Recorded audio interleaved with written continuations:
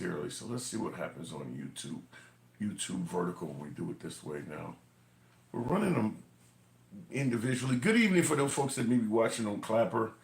You see what's on the monitor behind me. We're going to be asking a tough question as usual. Um, or better yet, is he actually doing a good job? Let's see here. Well, well, America. What does it survive? The Trump era. Okay, so there we go. We'll go ahead and we're trying to get YouTube vertical up because we've been having problems running them both. So we're going to try to see if we can get them both running today simultaneously as we've always done. But over the last few days, we've had problems with this. So hopefully we can make it work. Let's see here. I think everything is in there, right? All of the settings, all of the hashtags are in there. All right, let's see what happens here.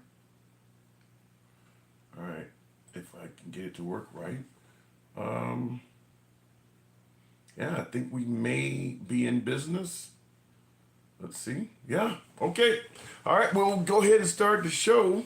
Looks like every damn thing is going to work today. Thank God. We've had problems with this over the last few days. So we'll go ahead and start the live on TikTok in 3, 2, 1. What up, folks? Once again, it is indeed your boy Tim, the handsome liberal. Happy to say all of the equipment, all of the streams are up. We're on Clapper, Instagram, TikTok, YouTube horizontal, and YouTube vertical. So all of the cameras do seem to be working. You see what's on the monitor behind me? A pressing question. Why the hell would anybody be asking, will we survive Trump? And there goes my HDMI cord. But why would we be asking, will we survive Trump? Well, there is no shortage of folks suggesting that under the Trump administration, the republic, or for some of you folks want to say democracy, is at risk. This is what folks are saying. They're saying that democracy is at risk. And it's not just a bunch of bleeding heart liberals saying this. I know where folks are going to go with this. This is what's coming from the mouths of a bunch of, libtards, so to speak, tree-hugging liberals. But fact is, there are a lot of folks that are not, that do not identify as Democrats saying this as well, which is why I'm asking that question. Do you think we will survive the Trump years? And if so, because there's going to be a hell of a lot of people that would certainly say, yes, we will survive the Trump years. We're also going to ask, what will they be like? Trump has a little bit more than about 3.5 months, 3.5 years rather, a little slightly less because the next election is going to be in November of 2028. So he will get to serve all the way till January of 2029. So actually about 3.5 years, a good solid 3.5 years President Trump still has. And the question is going to be obviously, what will America be like after that? I mean, Trump has made a lot of inroads. Whether you like Trump, whether you dislike Trump, whether you favor him or you despise him, it's undeniable that he's done a lot in the short period of time he's been in office. In fact, Trump has probably done more in his short period of his second term than any other president in history, including Trump 45. He's done more than Trump 45 by a lot. I believe he's well over, with emphasis on well, he is well over 100 executive orders already. So he's done a lot in a short period of time. And of course, he is constantly talking about doing a hell of a lot more. As we speak, there are literally protests all over the country, so he's going to try to squelch those by sending in the military to various states. We're threatening to bomb Iran right now. He's obviously working on some sort of deal between the Ukraine and Russia, which doesn't seem to be culminating into anything. We don't know what the hell's going on with Gaza in Israel from a U.S. standpoint. It just appears as if Trump has told the nation of Israel, do what you must, and we'll just offer a few random statements to the public occasionally. But in regards to what is Trump doing to end that war in Israel, does anybody have an answer for that? Remember, he was talking about ending these wars in periods of time similar to like 24 hours. Does anybody know what his plan is for Israel and Gaza? I think he's even discussed it. I don't believe he's even really discussed that region over the last month or so. So we'll talk about all that. But the guy has accomplished a lot in his short period of time. You may disagree with it, but there's no denying Trump has done a lot in a short period of time. Fact is, a lot of my beloved MAGA viewers, when asked to give a letter grade on Trump's performance so far, are giving him an A plus. Are giving him an A plus. I've asked on many live streams, what letter grade would you give Trump so far after 3 months in office, 4 months in office? A plus. I've heard a lot of folks suggest that Trump is worthy of an A plus already.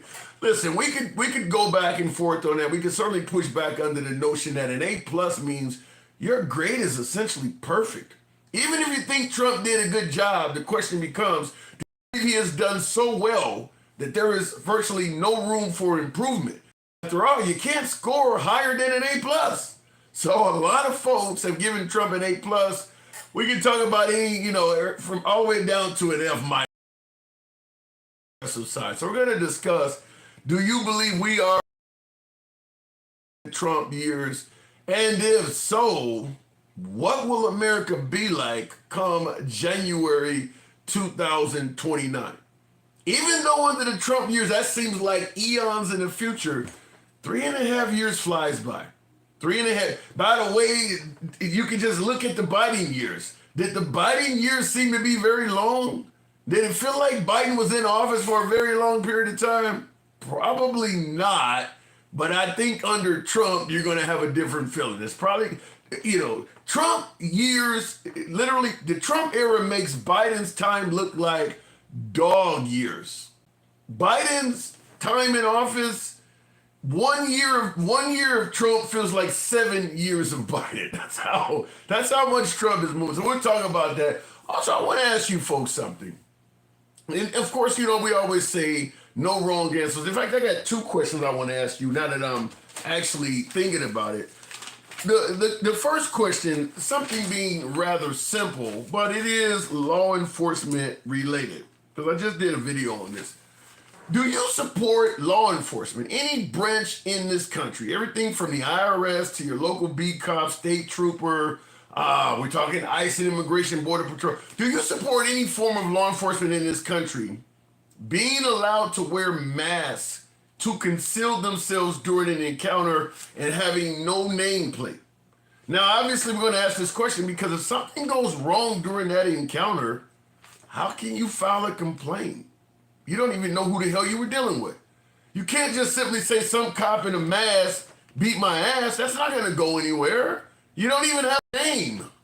So do you support law enforcement being able to conceal their identity during the entire encounter? Now, for obvious reasons we're asking that is because it's happening all over America. And nobody could ever pretend as though the only people that ICE are dealing with are illegal immigrants. Plenty of Americans being confronted by ICE. When they go and raid some workplace or they're hanging outside of Home Depot, they're having conversations and encounters with red-blooded, natural-born U.S. citizens. And once again, as I stated, if they shove you out of the way or say something out of hand or draw down on you unlawfully, who you going to complain about? Some dude wearing black? I was mistreated. I had an ICE official aim a gun at me. Okay, well, who was it? I don't know. He didn't have a name tag. Where's that complaint going? You got a hell of a lot of people who file complaints and they actually have the names and pictures of the person they're having a problem with and it doesn't go anywhere. Imagine filing a complaint against a cop with no name. Do you support allowing law enforcement to conceal themselves during the entire encounter while you have to identify yourselves? We'll talk about that. Last but not least, before we start taking calls and going into comments, and by the way, tap the damn screen, get the likes on up to 10,000. You know it helps out the algorithm, brings in more MAGA. Yeah, Cedric! Appreciate the hat and mustache. Thank you for supporting the program, Cedric Heine. We are MAGA friendly. Regardless of any politics you hear on this channel, regardless of what opinions you hear, we are indeed MAGA friendly. Liberals are welcome as well. We don't block, ban, or censor any damn body. So understand it. It's a free speech program. You can be critical of anyone on this program, including yours truly. We don't limit time because you got a damn different opinion. That's how free speech works here. So understand that. This is an uncensored program. If the apps will let you talk, so will yours truly. Last question. Are we going broke? Are we going broke? Remember when Trump campaigned, it was on getting the deficit under control, outrageous spending, fiscal responsibility. Are we going broke is the question I'm asking. Waste, fraud, and abuse being found everywhere by the leading agent of Doge, Elon Musk. We fired tens of thousands of federal employees. We stopped sending any money to USAID. In fact, we damn near stopped sending money to all entities overseas. Some have estimated as much as 600,000 folks have lost their lives due to us not helping medically, prescription-wise, treatment-wise to all of the folks we were helping overseas. We ended all of that. I'm asking, are we broke? Because some are saying lowest 40 million, high estimates 90 million. We're having a military parade in 2 days. Where do we find the money for that if we're having to terminate American citizens from their federal jobs? We're threatening Medicare and Medicaid provisions, which is going to hurt red-blooded Americans. Farm subsidies have been canceled. Are we broke? Are we broke? Now, I'm sure many of you are aware, if not all of you are aware, that we have a skirmish. I'm going to come up with a word here. Skirmish in Southern California. Rioting. They're rioting in Southern California. However, have you seen the map representing the actual geographic area that's being affected in Southern Cal? It is incredibly small. We sent in National Guard. We didn't stop there. We sent in the U.S. Marines. Once again, the price tag estimate has been as high as $134 million for this tiny geographical area in Southern California that really spans a few blocks downtown Los Angeles.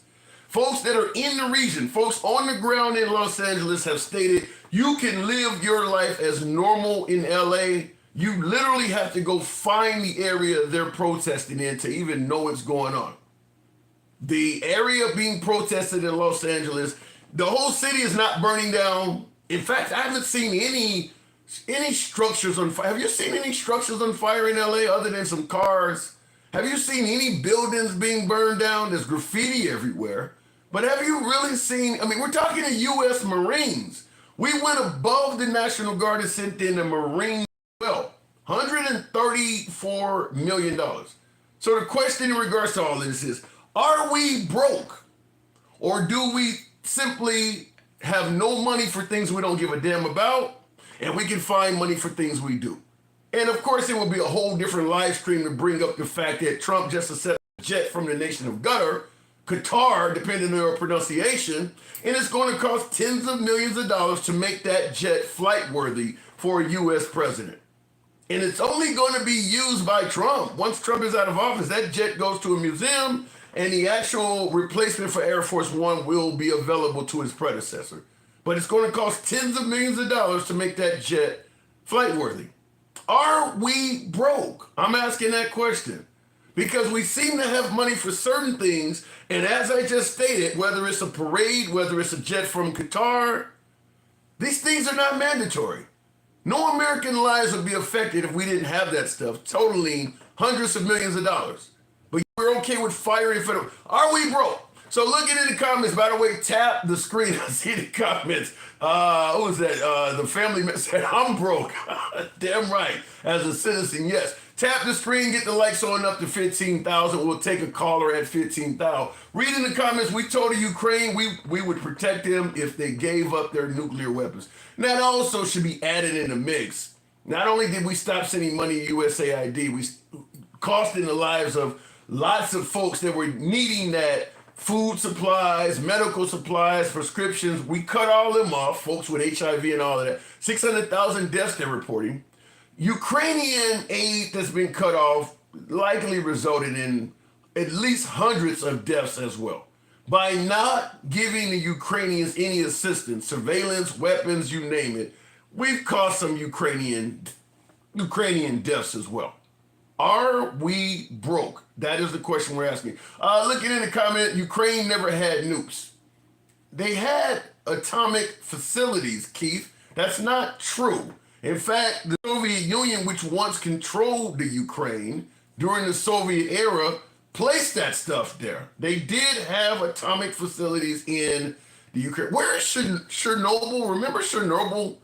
The back in the 80s, the place had a what do you call it? A nuclear meltdown, whatever it's called, when nuclear material overheats in thermal runaway. I believe that's in the Ukraine, isn't it? Chernobyl. So yeah, there were certainly atomic facilities in the nation of Ukraine. Anyway, looking in the comments, they had nuclear power plants, not nuclear weapons. Fair enough.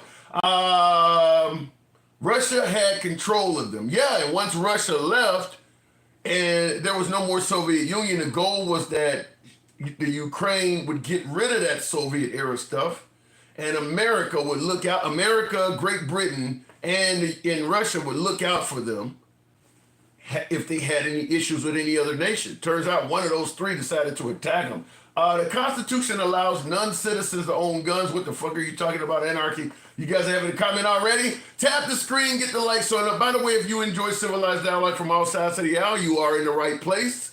Feel free to follow the program if you're watching on Clapper, TikTok, Instagram. If you're watching on YouTube, get your boy a sub. This is uncensored programming. We don't block, ban, or censor any damn body. We go left of Bernie Sanders to I'm having dinner with Q. Tim, are you going to Donald Trump's birthday party? He might point at you again. You know, that's comedy being made in regards to the fact that I have been to a couple Trump rallies and I sat in like the fourth or fifth row from the front. And Trump said something. This is about a year or so ago. You know, Trump's been holding rallies since 2015, but he pointed at me and winked when I stood up and applauded something he said. It was something about imposing tariffs on John Deere tractors. Something he said that resonated with me. So the viewer is asking, am I going to go to Donald Trump's birthday party? He may point at me again. I'll just say this. You're obviously referring to the parade. Tap the screen, get the likes up to 20,000. I'll take the next call. You're referring to the parade, obviously.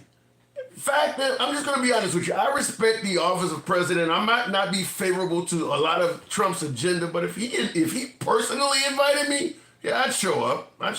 Yeah, I mean, any president, if they personally invited me to an event like that, just for the memory and things like that of it, I mean, I may have to explain to my damn kids and grandkids why the fuck was I there, but I would show up nevertheless. I highly doubt any of my descendants, child, grandchild, great, I highly doubt any of them are going to look back one day and say, I'm glad granddad was at a Trump gathering. So I would have to do some explaining, as they say on Lucy. You got some explaining to do. Ace Ventura, thank you for the support. Says, any comment on the senators being arrested?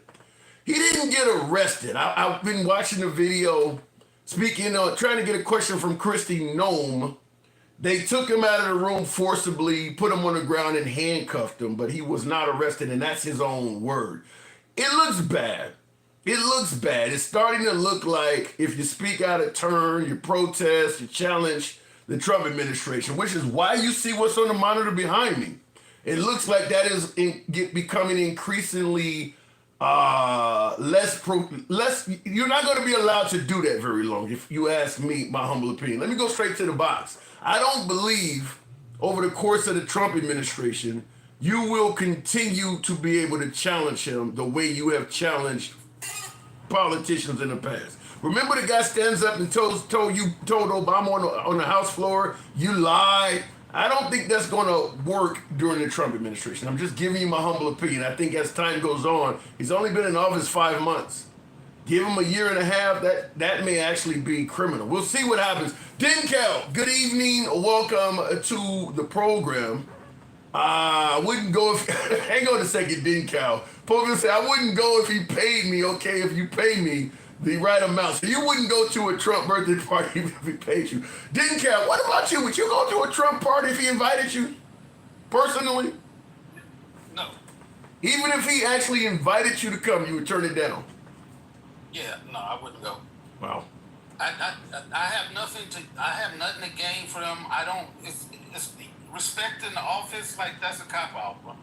What he's doing to people is like saying, yeah, well, if if Schmittler invited me, he's the head of Mm. state, so I might as well go and because I respect it. No, it's certain things you gotta have a certain cutoff somewhere to say this shit right here is wrong.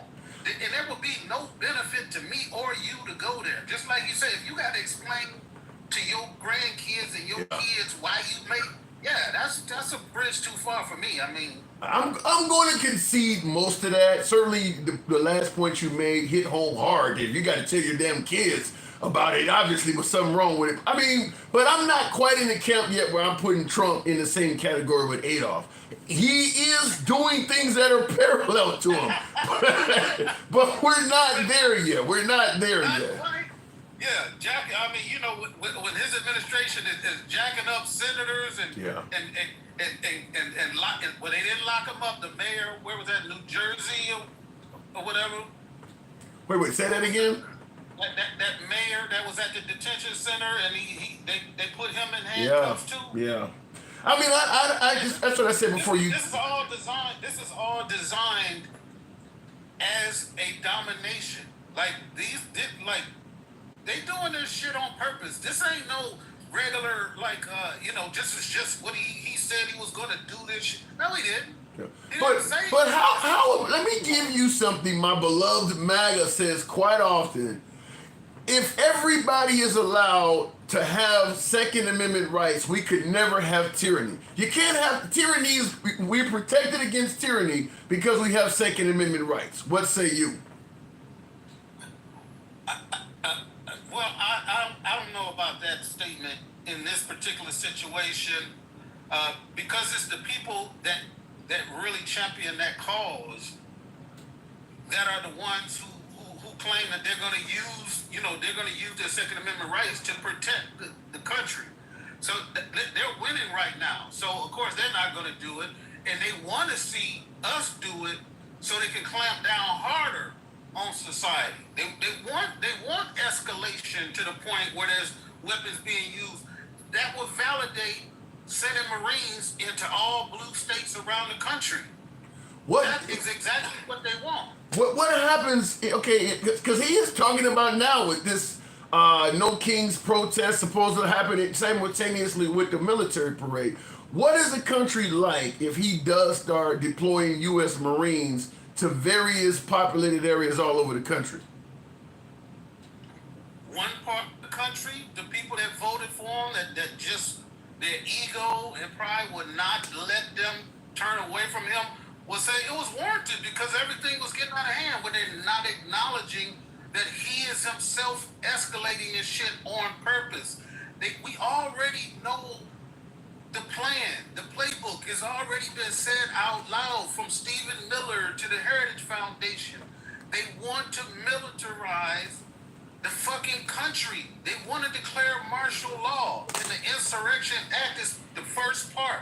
They're walking around talking about using the Insurrection Act on a situation which you have already acknowledged on your show is a minuscule damn protest. Yeah. The only thing they burnt down was some Waymo automatic vehicles. No people or nothing involved.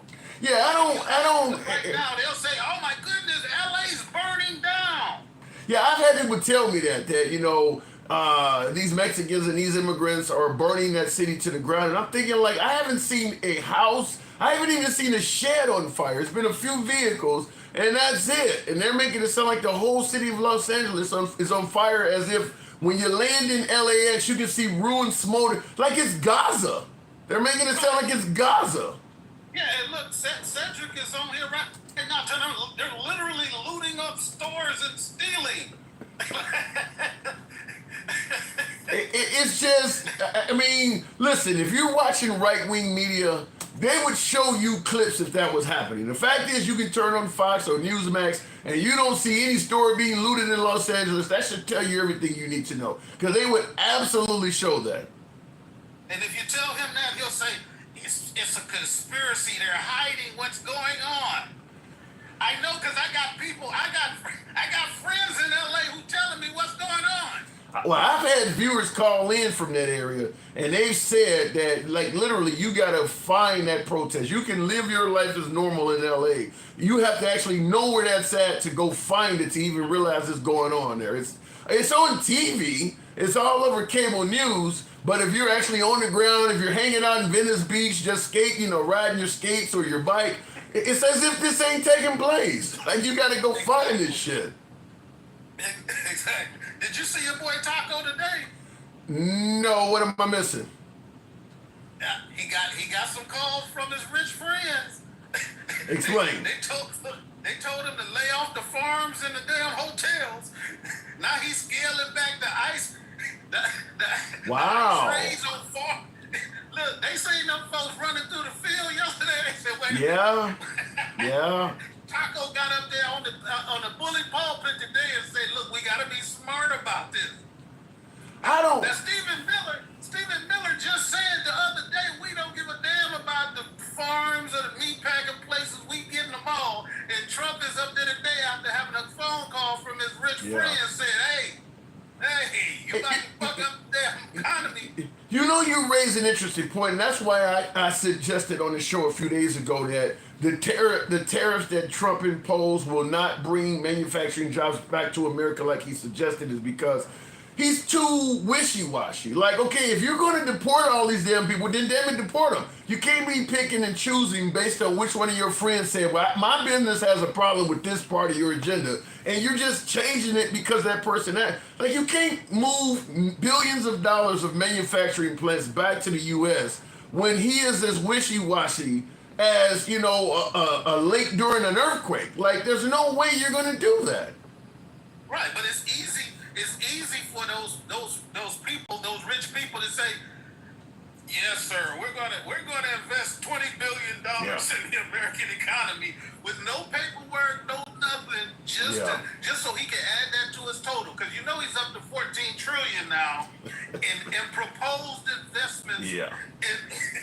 It's going to turn out with us doing a show in the future asking whatever happened to that 14 trillion. We know that. Just like when Elon Musk was finding all the waste, fraud, and abuse, and we were being told during the campaign that we need to stop sending money to the Ukraine and stop sending money overseas so that we can take care of homeless and take care of vets in this country. And now that all the money has stopped being sent overseas, you don't hear one damn vet bragging about how much money they suddenly seeing. You don't hear any claims that the homeless are suddenly being housed. The money ain't going nowhere.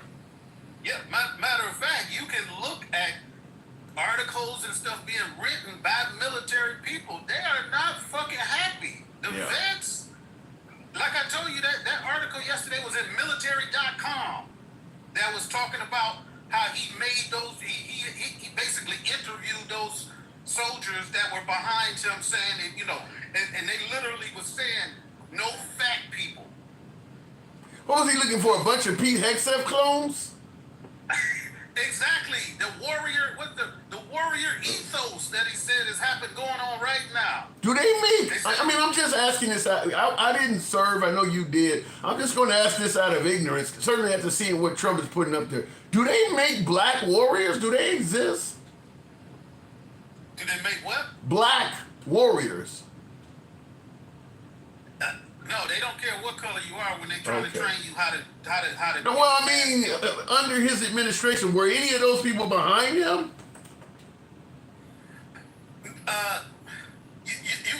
You had a general understanding in the military that a lot of people leaned right because they view the right as wanting to help fund the military more than the left. Right. Because the left wanted to try to, you know, when they tried to get budgets done, they tried to chip some off the defense budget, which was a cardinal sin.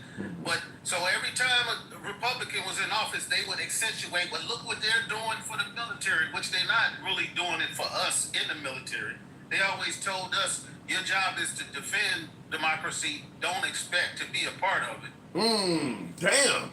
Well, the thing about it is the Democrats were known as the anti-war party, and the Republicans, at least under Bush, was known as pushing war. So obviously, if there's more wars, there's going to be money going to developing weapons and things like that and keeping the soldiers happy. Now, Trump ran a campaign on ending wars, but now that he's gotten in office, everything he's talking about is starting wars. He's threatening to bomb Iran. He's already bombed the Houthis. He's helping the Israelis. I mean, so he's campaigned on ending wars, which would sound like something that Democrats would be a fan of. But now that he's in there, he's talking about building iron domes and shields. He created the Space Force. He sounds like somebody who wants more war. And the people who supported him when he was saying, I'm just against death, I just don't want death, are now saying, yeah, get Greenland. Yeah, we need the Panama Canal. I forgot about all them places. Yeah, I forgot about all those threats. Screw those Ukrainians. Let them all die. You know, Gaza, nobody cares right now that they really, literally are starving to death. And when the people try to get aid in there, they are literally shooting people who are starving. Why are we... Listen, I understand October, and that's a good point you bring, but I understand October 7th was horrific in regards to what Hamas did to the Israelis. But why are we okay with starving the population? I mean, at this point, we are literally preventing them, or we're literally okay with Netanyahu preventing food. I mean, this is not weapons, this is not unknown armies or anything. They're trying to bring food in there, and we are letting that happen without a word to the wise. In fact, we're continuing to arm the Israelis. Why are we okay as a nation with that? Hey, you got to ask the other side. We've been asking that question from the very beginning. Why is it okay to if your whole deal is we got to stop spending money in these foreign places? Why is it okay to stop the money in Ukraine, but not stop the money in Israel? Well, I don't think we're not giving Israel. I mean, Israel has their own money. I think they're paying for that shit. No. We have an agreement with Israel where I know it was a while ago. The numbers might have changed, but we used to give them grants, $3 billion per year, and then we had other stipulations that said if they needed more, they could get forgivable loans.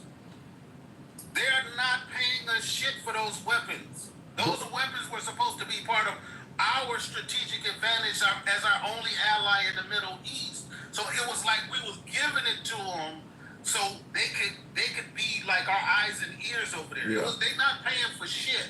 Broke Jews. I didn't think they made those since 1940s Germany. Broke Jews. So we're giving them money.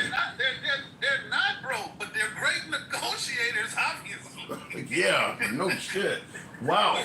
So before I'm moving on from you, I had asked a secondary question, and that is, in terms of law enforcement in this country, I think I know where you might go, and I think even MAGA might be on the same side with you on this, but I'll ask anyway. Do you support any branch of law enforcement, whether it's, the IRS police, the railroad police, your local police, state police, you name it? Do you support any form of law enforcement being allowed to wear masks and conceal their identity during an encounter with you and not have so much as even a nameplate? So that if you had to file a complaint, you couldn't even list who you were encountering. Do you support that?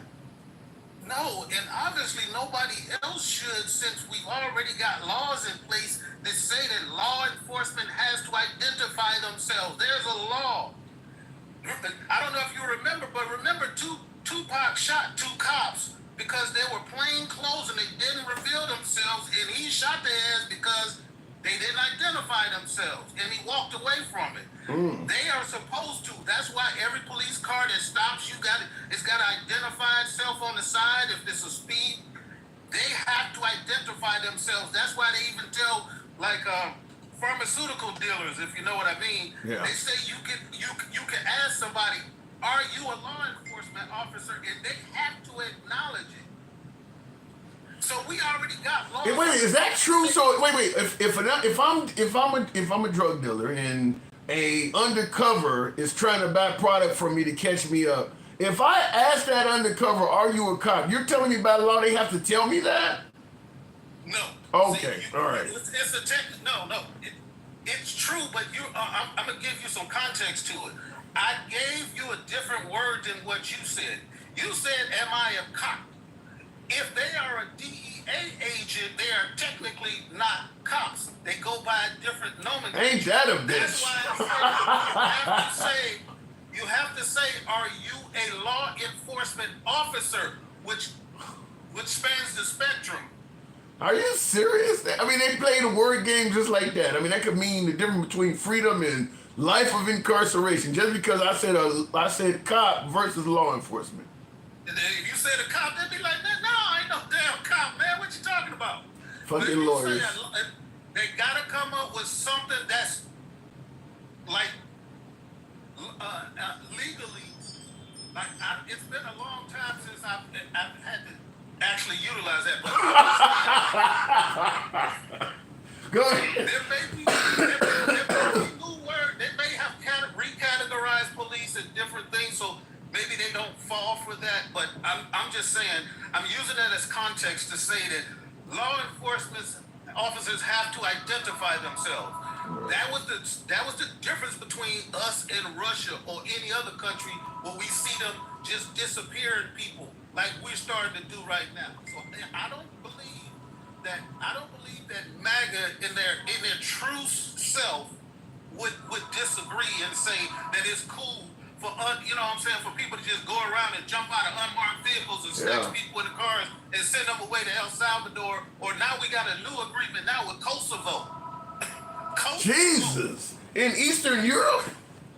Yeah, we couldn't look. They couldn't do Congo. They couldn't. The court stopped them from doing, El Salvador and all of that stuff until it works its way through court. Now we got an agreement with Kosovo. Hispanics, there is nobody in the region that speaks Spanish. Kosovo? Real quick, one of the viewers wanted me to ask you, any comment on the senator that was, he said arrested, but he got detained. Did you see the senator trying to get up to Kristi Noem to ask a question? Yeah, they're playing it on the loop, and it's a part of this campaign. They've already said it. They asked the president on the White House lawn, do you agree that Tom Homan should arrest the governor? And he said, I would do it. Yeah.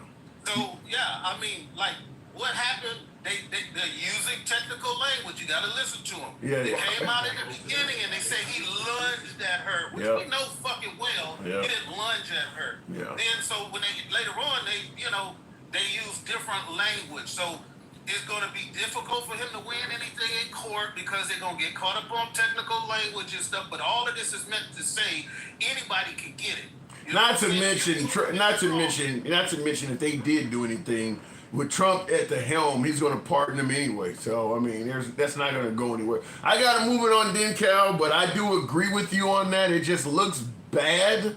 It's starting to look like even at the senatorial level, you can't challenge the administration without some bad shit happening to you. But this is where we are. Sad state of affairs. And I guarantee you, this is not what fucking MAGA voted for. It's motherfucking apprehending our fucking senators, because remember when the pendulum swings back.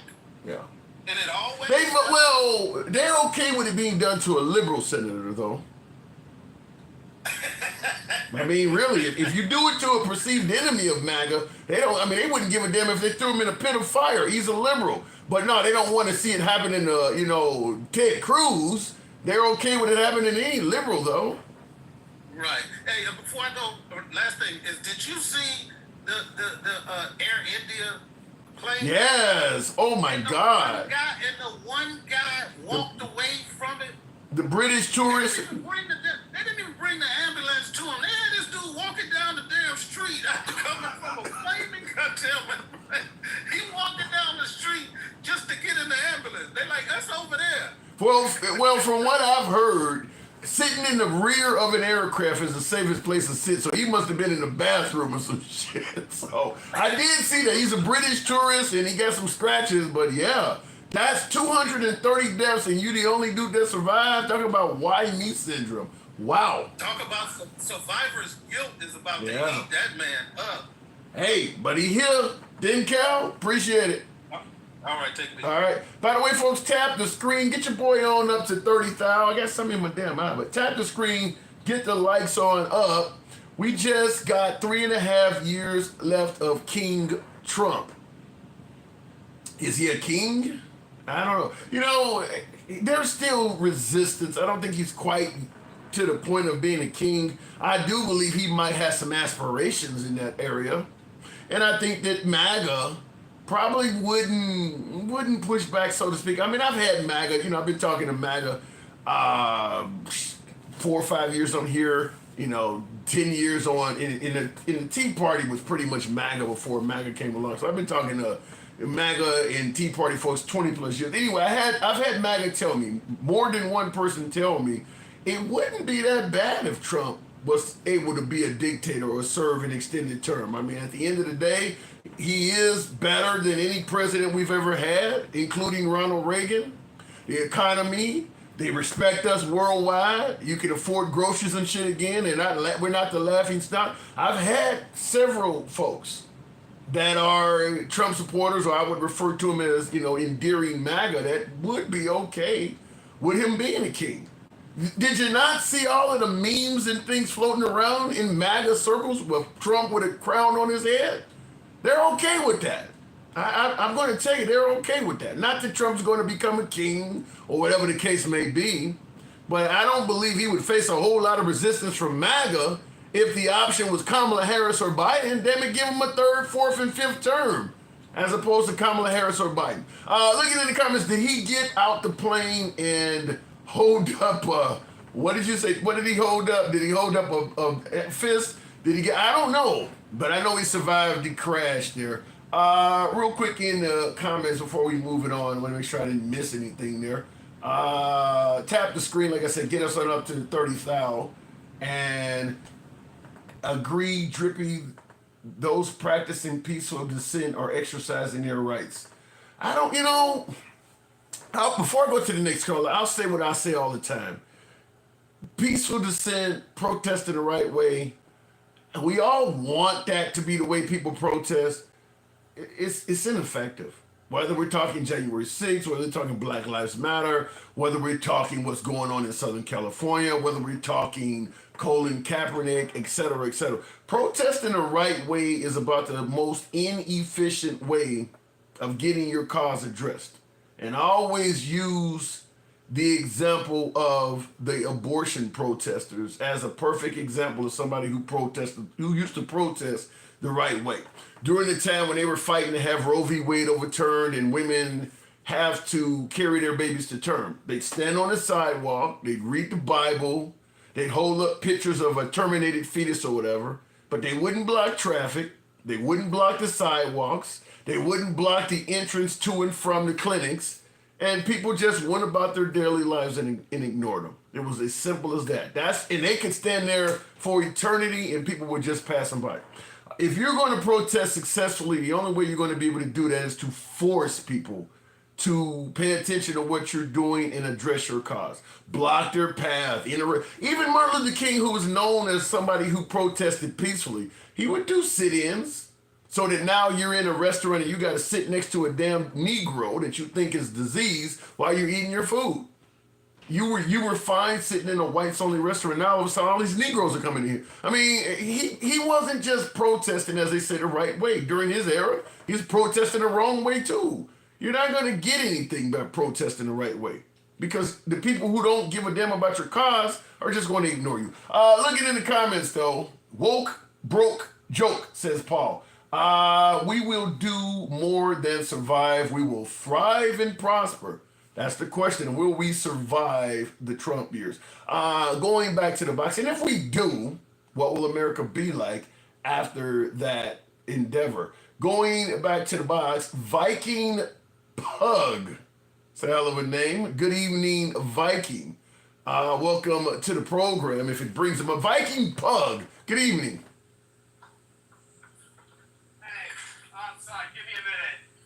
Okay, I'll give you a few seconds, otherwise I have to move it on.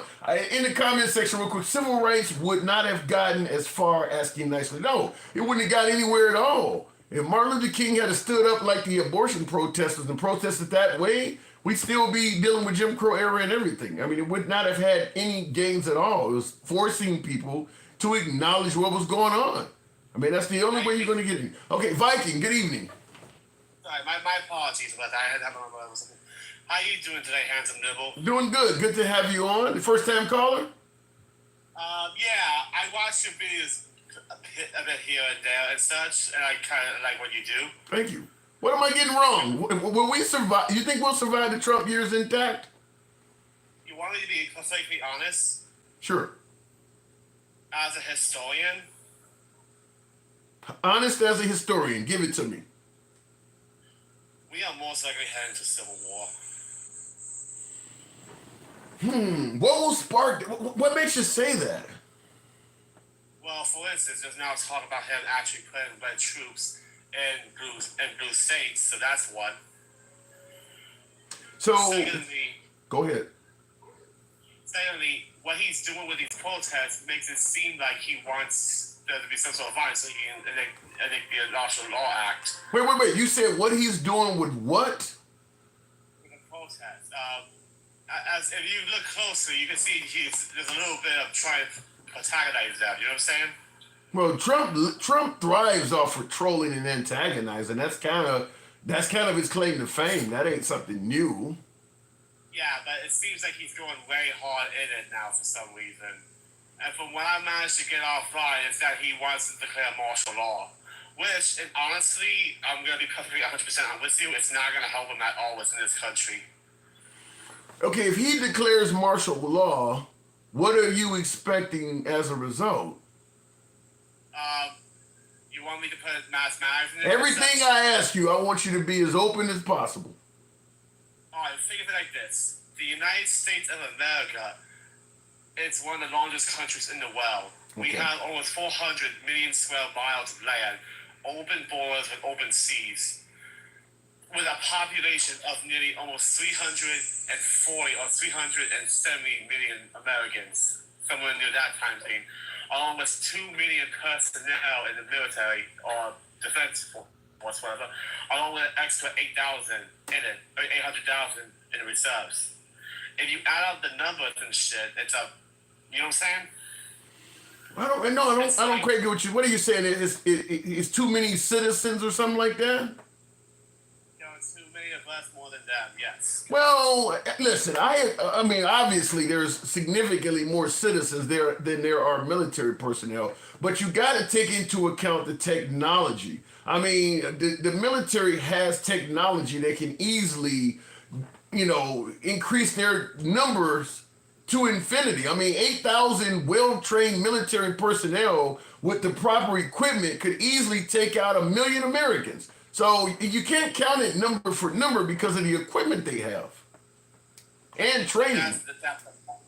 That's true. That's the problem. They're expecting you to fight on their terms. You can't fight on their terms. See, the one thing that most people do not understand is these days, the one thing that a major modern military cannot really win is a full-on insurgency. So they would not have to fight them with the terms of the United States government wants to fight. You know what I'm saying? We're going to have to resort to stuff like the Vietnam era, guerrilla warfare, and insurgent tactics. I mean, hell, like what you said, we are the most advanced military in the world, correct? Yeah. 20 years in Afghanistan, what do we have to show for it? Well, but Afghanistan, we were headed by the likes of Barack Obama and George Bush, whereas we showed some forms of restraint in Afghanistan. Trump, if you're opposing Trump, can you count on Trump? Because even in Iraq, we were trying to avoid mosques and avoid, civilian targets. Can you depend on Trump to show that kind of restraint? Such as, there's a big difference in how the U.S. dealt with Iraq and Afghanistan versus how Netanyahu was dealing with Gaza. Netanyahu is not showing restraint on civilian populations. If you're opposing Trump, do you believe you can depend on him to show restraint to unarmed citizens?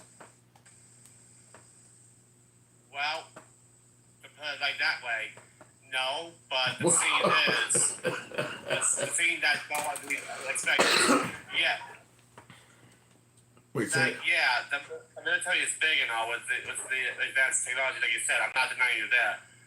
But with tactics and such, you can easily defeat the most modern army, even if they do not try to hold back. I mean, if you look at it, there are 15 million veterans within the United States in the civilian Right. terms right now. That is more military trained within the civilian area than in the military area, because these people actually fought the insurgencies we talked about and learned from them, because they were the ones that survived an ATV. You know what? You know what I'm saying? Okay. But here's the let me plug my I gotta plug my charger in the bottom of the device. But here's the point I'm making though. When I say not showing restraint, when we went back to Iraq for the second go round after George H.W. Bush told them to rise up against Saddam and we would help him, and then we abandoned them. We went back under the guise that Saddam was killing his own people, and it was mainly because we told him to rise up. The point I'm making is when Saddam started taking out his own people, you gotta assume some of them folks were former vets of the Iraqi army. And the point I'm making is this: when I asked you, could you depend on Trump showing restraint for a reason? Saddam was willing to gas his own people. Could you depend? Let's say, for instance, you do have a significant amount of veterans in some suburb.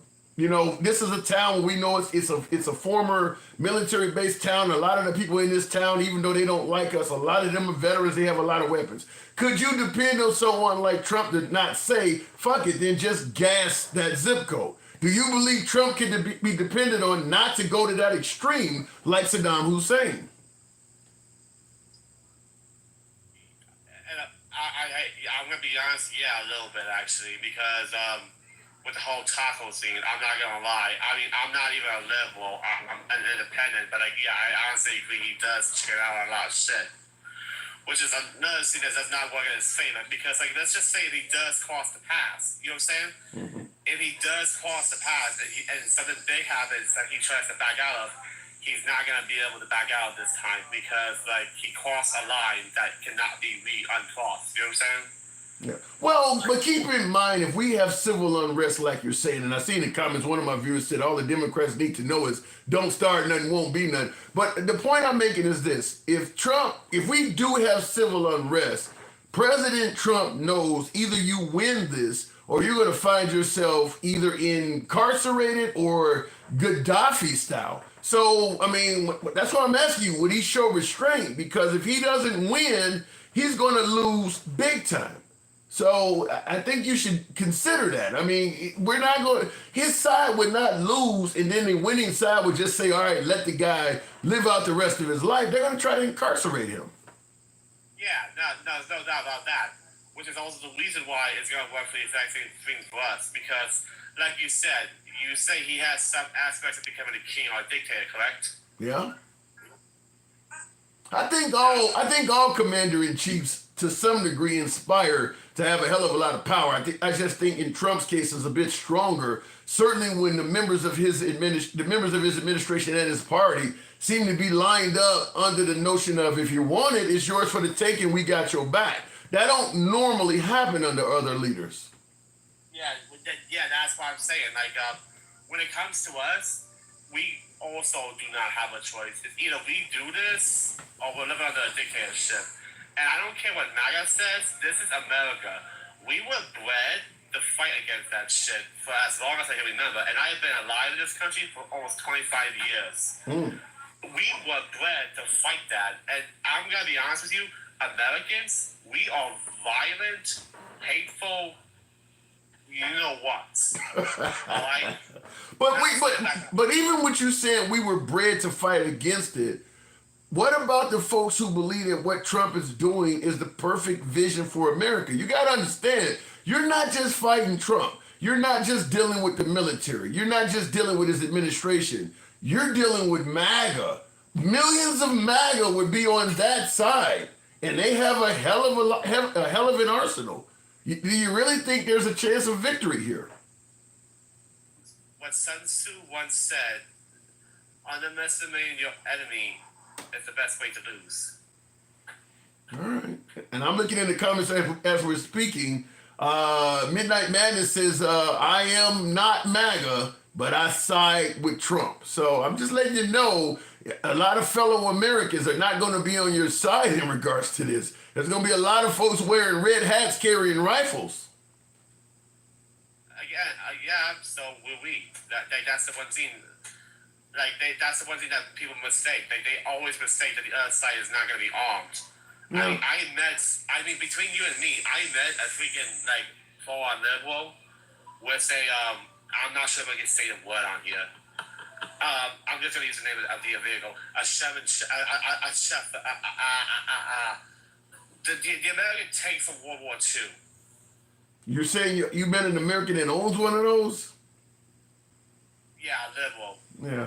Well, the problem is in the era we're in now. You see what's happening in the Ukraine, for instance. A regular civilian can get access, if I'm saying this right, can get access to a hell of a lot of damaging equipment. Just a drone, like what I often hold up on my show, something like this, which will haul about 5 pounds of explosives, really. This will haul about 5 pounds of shit in the air. I mean, if you got hundreds of those, you can do a lot of damage. Exactly. This is a man, the one who, basically what I'm saying is, there is a good chance we're gonna end up there, and honestly, I'm not sure what's gonna happen, but I hope I'm wrong, but if he goes that far, a lot of Americans are not gonna accept that. Is it avoidable? Is there a chance that we get a good economy and just a very efficiently run country under Trump for the next 3.5 years? I mean, we don't have to have civil unrest, do we? What are the chances that Trump just does a good job as commander-in-chief? Only one way that can happen. Well, only one way. Explain. If he drops this bullshit and the red states and blue states just stick to their land and we stick to our land. Nothing more, nothing less. Good luck with that. Good luck. I got to move it on, Viking, but the chances of that happening are virtually no. Trump is winning and it's snowballing and he realizes it. So the guy is going to continue on his reign. He's enjoying himself. I got to move it on, though, Viking. Appreciate it. Again, I'm not liberal, but all right. All right. You're not a liberal. We'll go ahead and note that. Thanks for coming through. All right. Moving on with the program. Civil unrest. Civil war is my last caller said. What say you? You think there's a real chance, a real likelihood that we could actually be headed down that path? What happened to Make America Great? I'm going to assume there's no one in the audience, several hundred of you folks watching across all of the platforms here. I'm going to assume none of you folks feel as though a civil war in this country would be a version of great. We were supposed to make America great again. I don't see that as the outcome that anybody voted for. So what do you think? By way of yes or no in the comments, how many of you folks agree with my last caller that could be or is likely to be what's on the menu for the next 3.5 years, that we're heading in that direction? Or do you think my caller was just going way overboard? By way of yes or no, how many of you folks think we're likely headed in that direction? Wow. I see a lot of hell no's. Some folks are saying likely. No chance, says Meech. No chance at all? I don't know if I agree with that. I think there's always a chance under any commander-in-chief. No chance. All right, anyway, continuing on with the program. By the way, tap the screen. Get us on up to 35,000. We'll take the next caller. A lot of no's. No, and I see MAGA reacts. Really? No chance. Doesn't surprise me, MAGA reacts, that you would say that. Look, at the end of the day, like I said, there's always a chance. You got a country of 360 million people or more from all different backgrounds. People got all kinds of shit to have a gripe with each other over. There's always a chance. It does make a big difference when there is anguish in the country, how the leadership addresses the people. That's where Trump is a little different from the likes of Bush or Obama or some of them other folks. You see Bush standing on the rubble of the World Trade Center and he tells the firefighters, I hear you, we all hear you, and the people who knock these buildings down will hear all of us soon. That unifying message that made everybody want to join the military. Trump is not going to do that. This is why we need to have a Muslim ban. These towers would not be down if we weren't letting people in from the Middle East. So all of the Middle Eastern people that are serving in the military is like, damn, really? So understand you're going to get a different level of conversation from President Trump. It's just the unifying portion is just not there. He's going to speak on behalf of his own agenda, and if you don't agree with his agenda, you can go to hell. Tap the screen, get us on up to 35,000. We'll take the next caller. Already have it, dude. Look around. You think we're already at a civil unrest there, Fungi? Nah, not yet, not yet. Pigs are wiser than dogs. Why not eat a dog for dinner? I don't know what that means. Like Handmaid's Tale, probably. You really think we're headed in that direction where women? I mean, I have seen some of that. I haven't watched The Handmaid's Tale, but it's come up so much in connection with the Trump administration that I have watched some of it on Netflix or whatever the hell it is. You really believe that the Trump administration wants to kind of take away most of the rights and equality for women, use them as incubators to propel the birth rate without giving them a choice or a say-so in the matter? Do you really believe they want to do that? Because that's kind of what's happening on the Handmaid's Tale. Take away women's right to vote, because obviously being able to vote gives you some control over the direction of this country. I have had MAGA.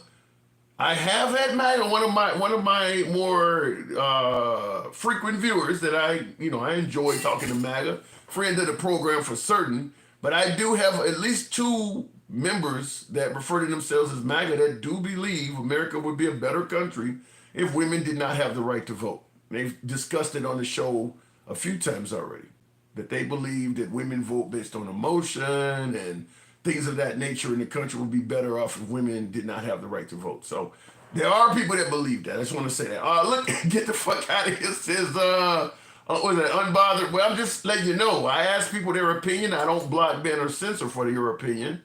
You can be critical of my opinion or how we run the show, and we'll still let you talk. It's all about free speech here, which is why I'm going to tell you right now, if you enjoy uncensored conversation from all sides of the aisle without any concern of the host trying to block, ban, or censor you, I implore you to follow the program if you're currently watching on TikTok, Instagram, Clapper, or if you're watching on YouTube, horizontal, YouTube vertical. We're on all those platforms simultaneously. I have noticed that a lot of movies sometimes are played out in real life. That is true. That is absolutely true. A lot of movies do end up becoming real. I think you should just deport Trump to Germany. Well, was it his dad or his grandfather? I think his grandfather was a German native. And I mean, because didn't the chancellor of Germany just come here recently and gave President Trump a copy of his grandfather's birth certificate? So Trump, regardless of how you feel about Trump and let's say the Third Reich, if you're making connections or whatever the hell you want to suggest, his family, his grandfather was there in that era. And I mean, people say whatever they want about Trump owning copies of Mein Kampf or talking about vermin and poison in the blood. There are some parallels there, but hopefully he never takes us down that path. Let me go back to the box. Are we at 35,000? Tap the screen, get the likes on up. We can make it happen if you will. And we will continue on with the program. Anyone who doesn't vote should not have to pay taxes. That ain't how that works. You're going to tell me if you don't vote, you should still be able to drive your car down a nice smooth road that was covered by the taxpayers? No. You want to dial 911 and get free services and you ain't paying taxes? Where they do that at? No, you don't get to skip taxes for not voting. No, it don't work like that. Let me continue on. Twisted 77. Welcome to the program, Twisted. Good evening. How you doing? I'm doing good. Good to have you back on. Surviving the Trump years. What are you, 3.5 years from now? Now I know you are MAGA. You voted for Trump, correct? I voted for Trump, but I wouldn't call myself MAGA. Okay. I'm an independent. Okay. How do you like what we're doing so far? You think we're going in the right direction? I think so. I don't understand what the issue is. People came in illegally, they broke the law, and they're getting deported, and everyone's losing their minds. Well, not everyone. I mean, there's just certain people are losing their minds about it, and I don't understand why. Well, let me start out by asking you, do you believe that everyone that is being deported is here illegally? Do I believe that everybody that's being? Yeah, you said people are here illegally, they're getting deported. Well, hold on. I know some people got their visas canceled or whatnot. So, but they're not citizens. Okay, but the question, obviously there's millions of people that are here that are not U.S. citizens and they are not here illegally. So we're talking about this middle group. I'm asking you, do you believe that everybody being deported is here undocumented or illegally? No, because like I said, some people have had their visas canceled and have been deported. Any idea why? So they were here legally. They were here legally. They got their visas canceled and they were deported. Okay, so when you asked, when you said you don't, that's nothing new though. But that's nothing new. it's the number is You what's guys act like this. twisted. Well, The number of this has been people. happening since. Yeah, just because it's been happening don't mean people weren't complaining about it then. But the fact is the number of people that are here legally getting deported is significant under Trump. That's what people are complaining about.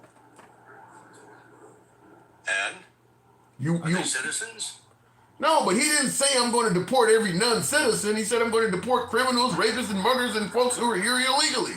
Now he's going for a bunch of people that you're admitting are here legally. So the question they're not asking is why are those people getting deported?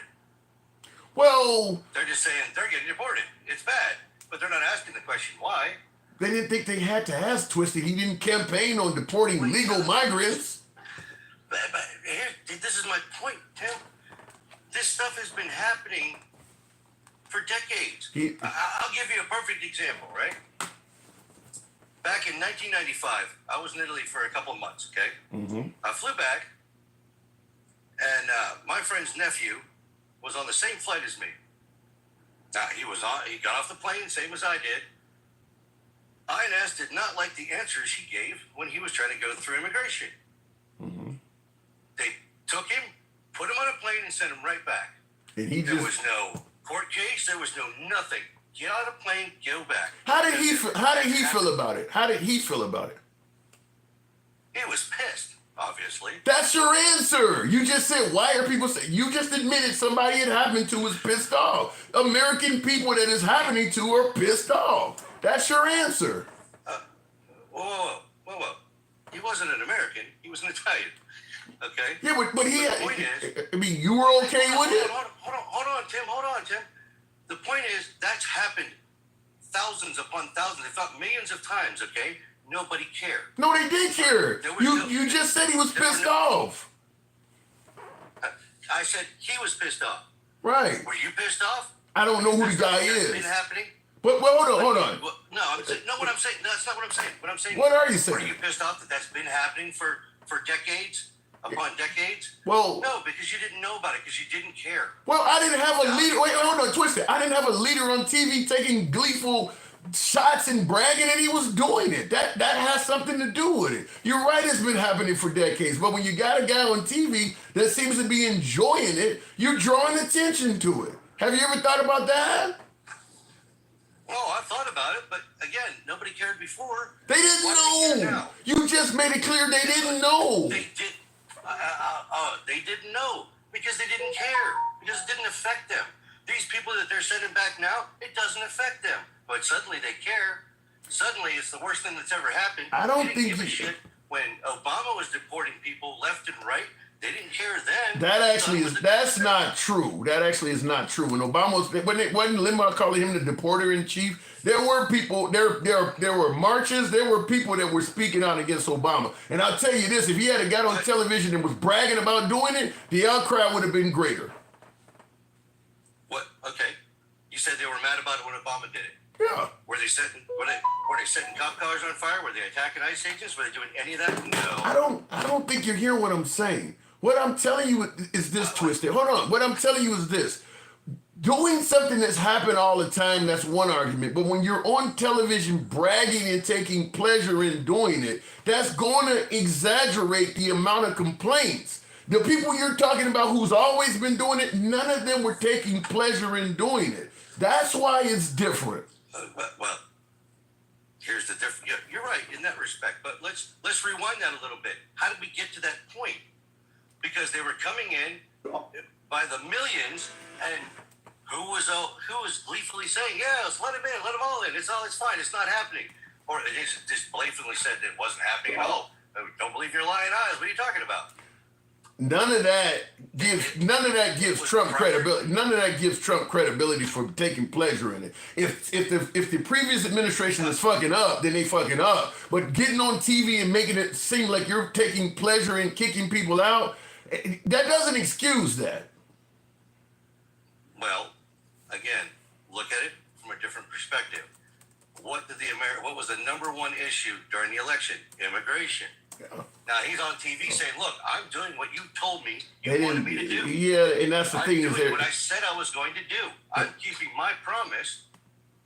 Why wouldn't he be happy about that? Because that ain't true. First of all, people did not tell him to deport grandmas and end birthright citizenship. Most Americans were not okay with that. They wanted criminals, rapists, and murderers out of the country. That ain't what he's deporting. No, they wanted illegals out of the country.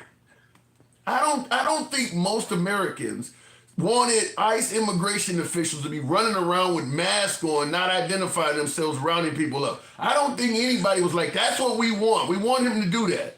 He's doing things that he didn't campaign on, is what I'm trying to tell you. Yeah, he did. What are you talking about? He campaigned on ICE?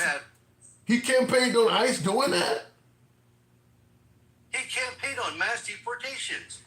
That ain't what I just said. That ain't what I just said to you.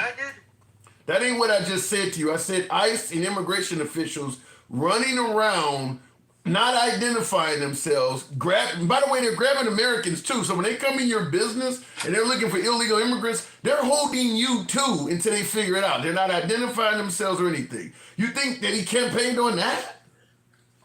And if they come into my business, okay, which I do own a business, for that reason, I will open the doors and welcome them in.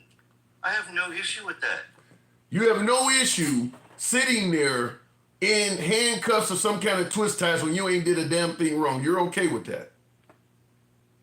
Well, they're just handcuffing everybody, right? Is that yeah. What you're saying? And you're telling me that people should be okay with this stuff? If you go to a place and they've been reported as having a lot of illegals, then you have to handcuff everybody because you don't know who's who, right? And you should be okay with it. No, wait, hold on a second.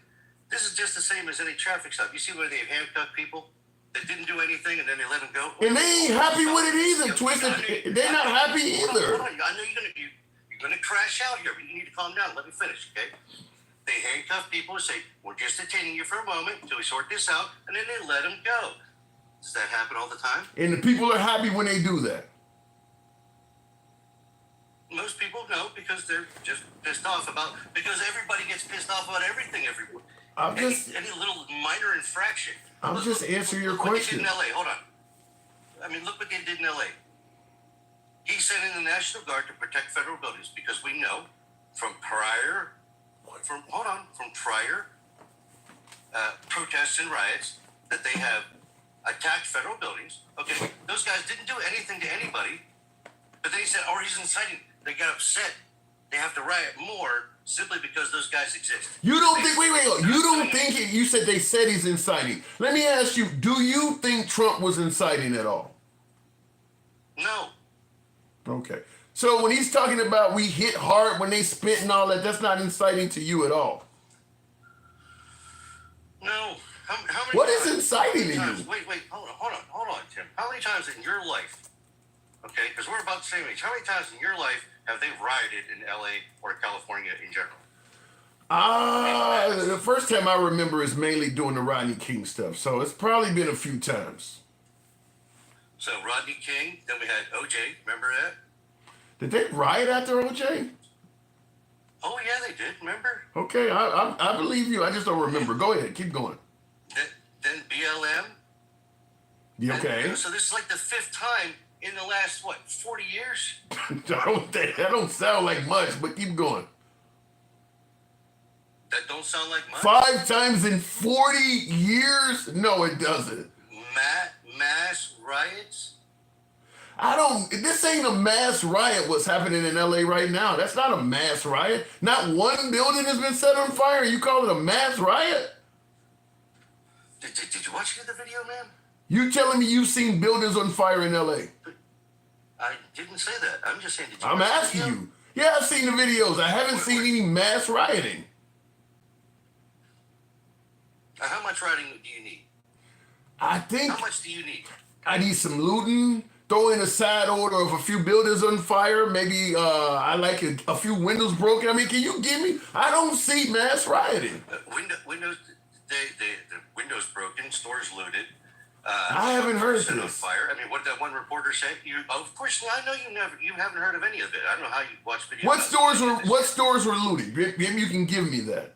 I don't know what stores exactly. You can look that up for yourself. But the fact that you don't know it means that either you're being ignorant, willfully ignorant, or B, you just don't want to admit it. So you believe what's going on in LA right now constitutes as mass rioting? Well, no. What's going to happen this weekend is going to be mass rioting. And then what? Well, then let's get to Are you going to say it then? if it looks like mass rioting, then I'll call it mass rioting. And what's it going to take? It's going to. It's not Republicans out there doing it. You sent. Wait. You sent it. Hold on. So in other words, you sent in the Marines proactively. Have they done anything? Why are they there? Have those Marines, Why are they there? Doesn't. No, visual deterrent. So proactively, the Marines were sent in proactively, trained killers, proactively. Okay. Have they touched a single? Why are they there, Twisted? There's no mass. You just said it's not mass rioting. Why are they there? To prevent it. Proactively. You can say the word. You can say the word. You're trying to dodge it, but it's proactive. Okay, I'll say it. Proactively. It's like you buy insurance proactively in case an accident happens, right? You do a lot of things proactively. You have a savings account proactively in case something happens. You got money, right? You do a lot of things proactively, don't you? And you didn't have to get permission from Nancy Pelosi. Ain't that a miracle? Oh, well. You've seen her lately. She's sitting Biden around. I don't know if you've seen her speak. You didn't have to get permission from Tim Johnson or anybody. All of a sudden, when you see something you don't like, you suddenly had the power to actually do it. Oh, ain't that a bitch? And when he didn't do it last time, he said he couldn't. Everyone said, well, he should have done this, he should have done this. Now he did it. He said he couldn't do it last time. He said he could not. He said he couldn't do it. Tim, it wouldn't matter if he did it or if he didn't do it.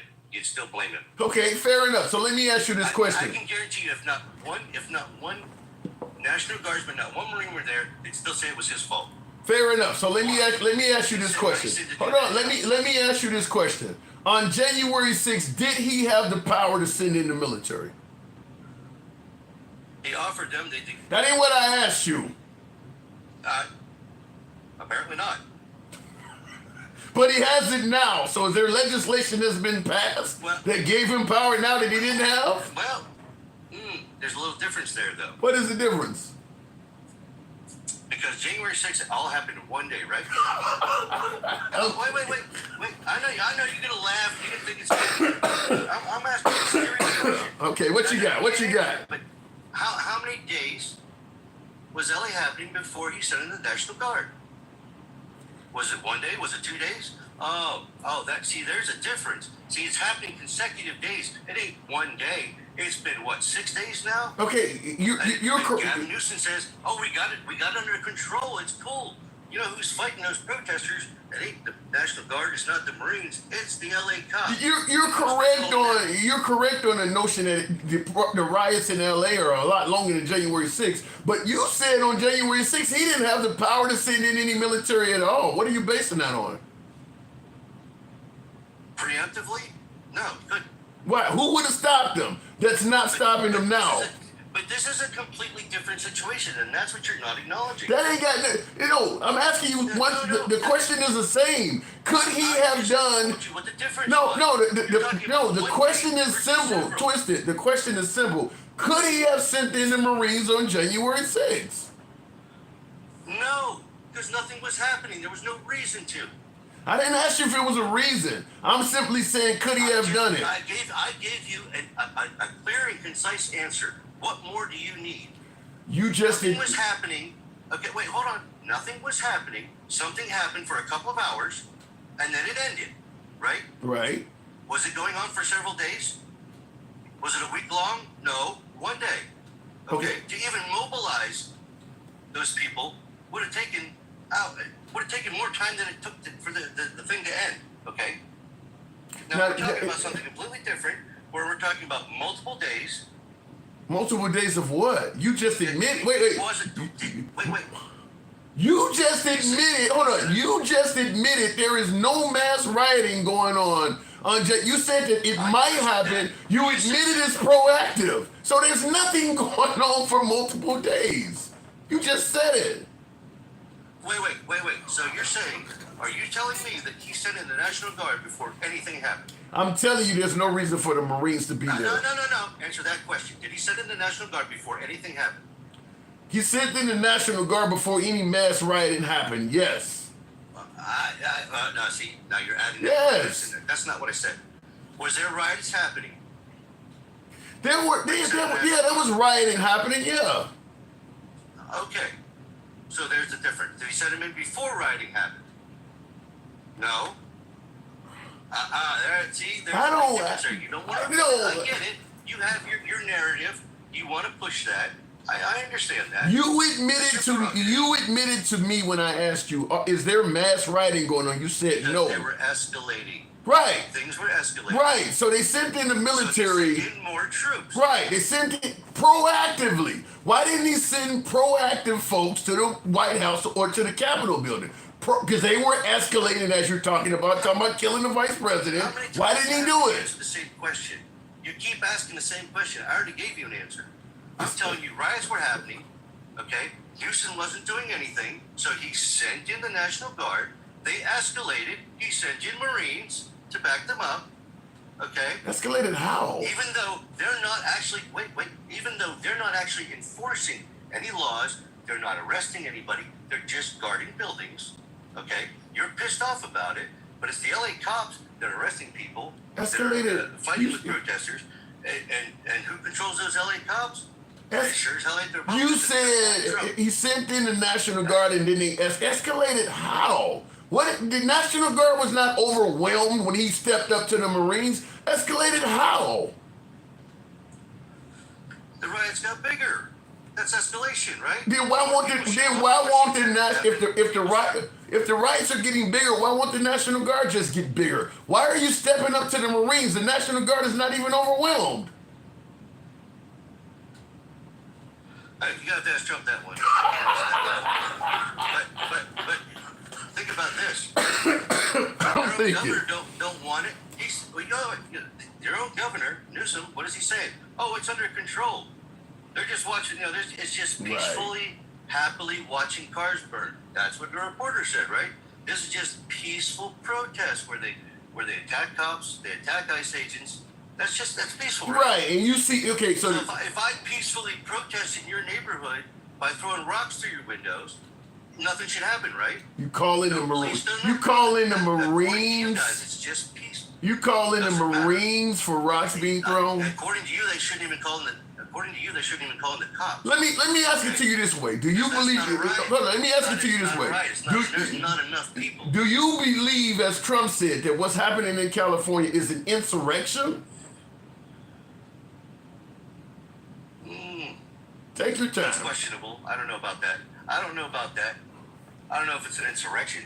So so even if you who voted for Trump are saying, I don't even know if it's an insurrection, I don't see it as a mass protest, you're questionable about why the Marines are, you started out the conversation by asking me, why don't people have a problem with Trump? You're admitting yourself that some of the stuff he's doing and saying, you don't even know for sure if it's necessary. That's why they have a problem with him. No, that's not why I have a problem. There's no problem here. I said I was happy with what's happening. Okay, first of all, I didn't say you. I said you. That. You keep trying to push that. You keep trying to switch that around on me. It's not going to happen. Okay. All right. I gotta move it on. I give you the last word. Go ahead.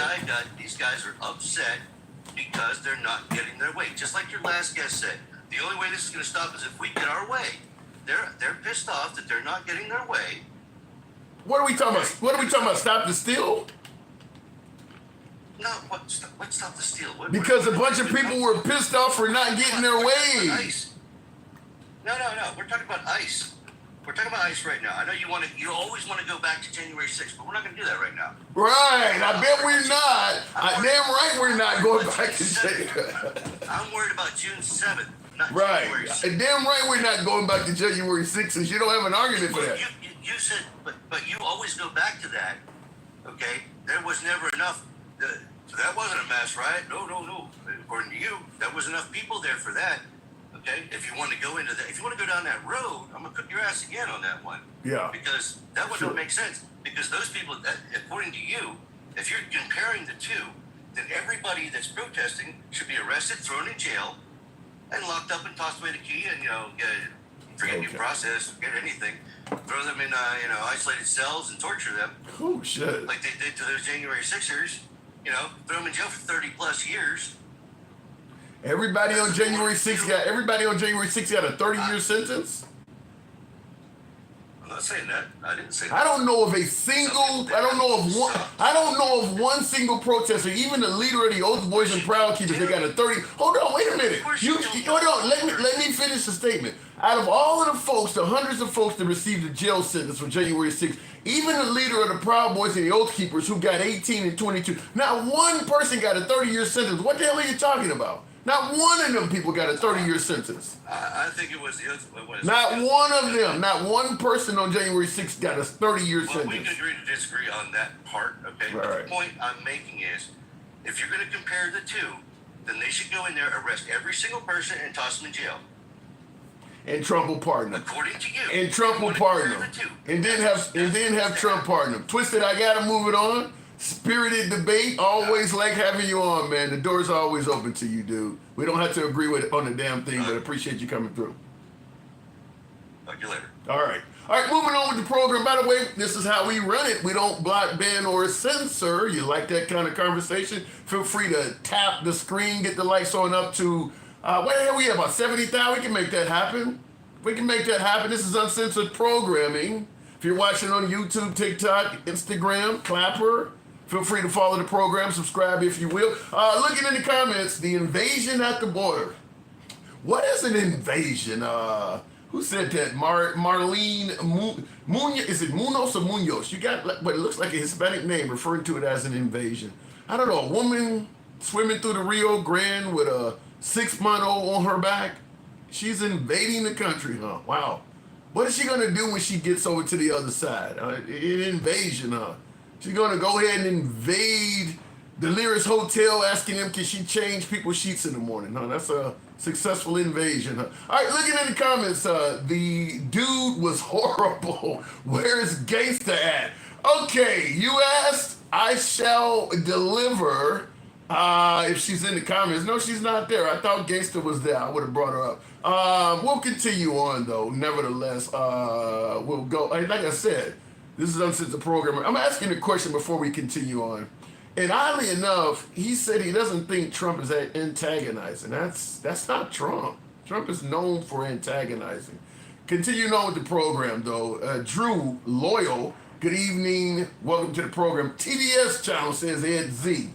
Trump derangement syndrome, Tango Delta Sierra. Drew, good evening. Good evening, sir. Hey, good to have you on. Asking that question, we got Trump in for another 3.5 years. You think we'll be okay? You think we'll gleefully survive the Trump years? What say you? I hope so. I'm not a fan, but I hope so. Why It's not? looking really ugly right now. Now you're okay. Before you continue, now you're African American, right? Absolutely. Okay, now you said you're not a fan of Trump. I'm hearing from Trump himself he's done more for African Americans than anybody since Abraham Lincoln. Why aren't you a fan? Because that's not true. Well said. All right, what did you want to chime in on? Oh no, it was your other guest when he was saying that basically what's going on in LA right now is worse than what worse than January 6th. And I just wanted to chime in and be like, well, there were deaths on January 6th. There's no recorded deaths right now in LA during these riots. Yeah, I'm not aware of anybody losing their life in LA just yet either. Yeah. But what about his statement that what's going on in Southern Cal has been, I think this is day 6. January 6th was only about 4 hours. Right, and there was multiple deaths in hours. And just for him to deny that Donald Trump could have not sent in some additional help is just bananas, right? I mean, he's making this excuse to say, oh well, because what's going on in LA right now, it's days, but that was hours of intense. Like it was like I watched it live, and it was just bananas. It was bananas. I mean, and it's so disingenuous when people you see Congress senators running for their lives, and people are chanting like to unalive the vice president. That's bananas, man. But how do you respond? I'm gonna play the devil's advocate on this. How do you respond to folks who would suggest it couldn't have been that bad? Nobody has weapons. Why are they calling January 6th an insurrection? No, you can't have an insurrection without weapons. They had weapons. They used flagpoles. They used some of them had. I know. Definitely, they were using flagpoles. They had zip ties. They had. They were using. A zip tie is not a weapon, though. It's a restraint device. But I'm just saying, not a weapon, but a flagpole definitely is. Yeah. Oh, yeah. Trash cans, whatever. Yeah. Whatever they could pick up. Chairs, whatever they were throwing chairs in there too. So, they were throwing things and breaking the windows. So that any items that they were throwing through windows and crashing windows could be considered a deadly weapon, in my opinion. How do you respond to folks? Like one of my viewers on YouTube is saying, why did the January 6th rioters get such long sentences compared to, let's say, BLM or these folks right now that are rioting? I don't know if any of them are going to get a 22 or 18-year prison sentence like the leader of the Proud Boys and Oath Keepers received. So, the question is, why did the January 6th people seemingly get treated so harshly compared to other rioters? Because that was a federal crime. I mean, we talking about going, you're in destroying and basically vandalizing a federal building. I mean, one of the most serious or most important federal buildings in this country. That would be like if I went into the White House and trashed it. Maybe just trashed it. Mm-hmm. I'm going to get some time. You know what I mean? And you're going against federal officers. Anytime you go against something, I mean, LA, that's state. We know federal, any crimes against the feds are more serious. So, I mean, and then you're talking about going, not only that, but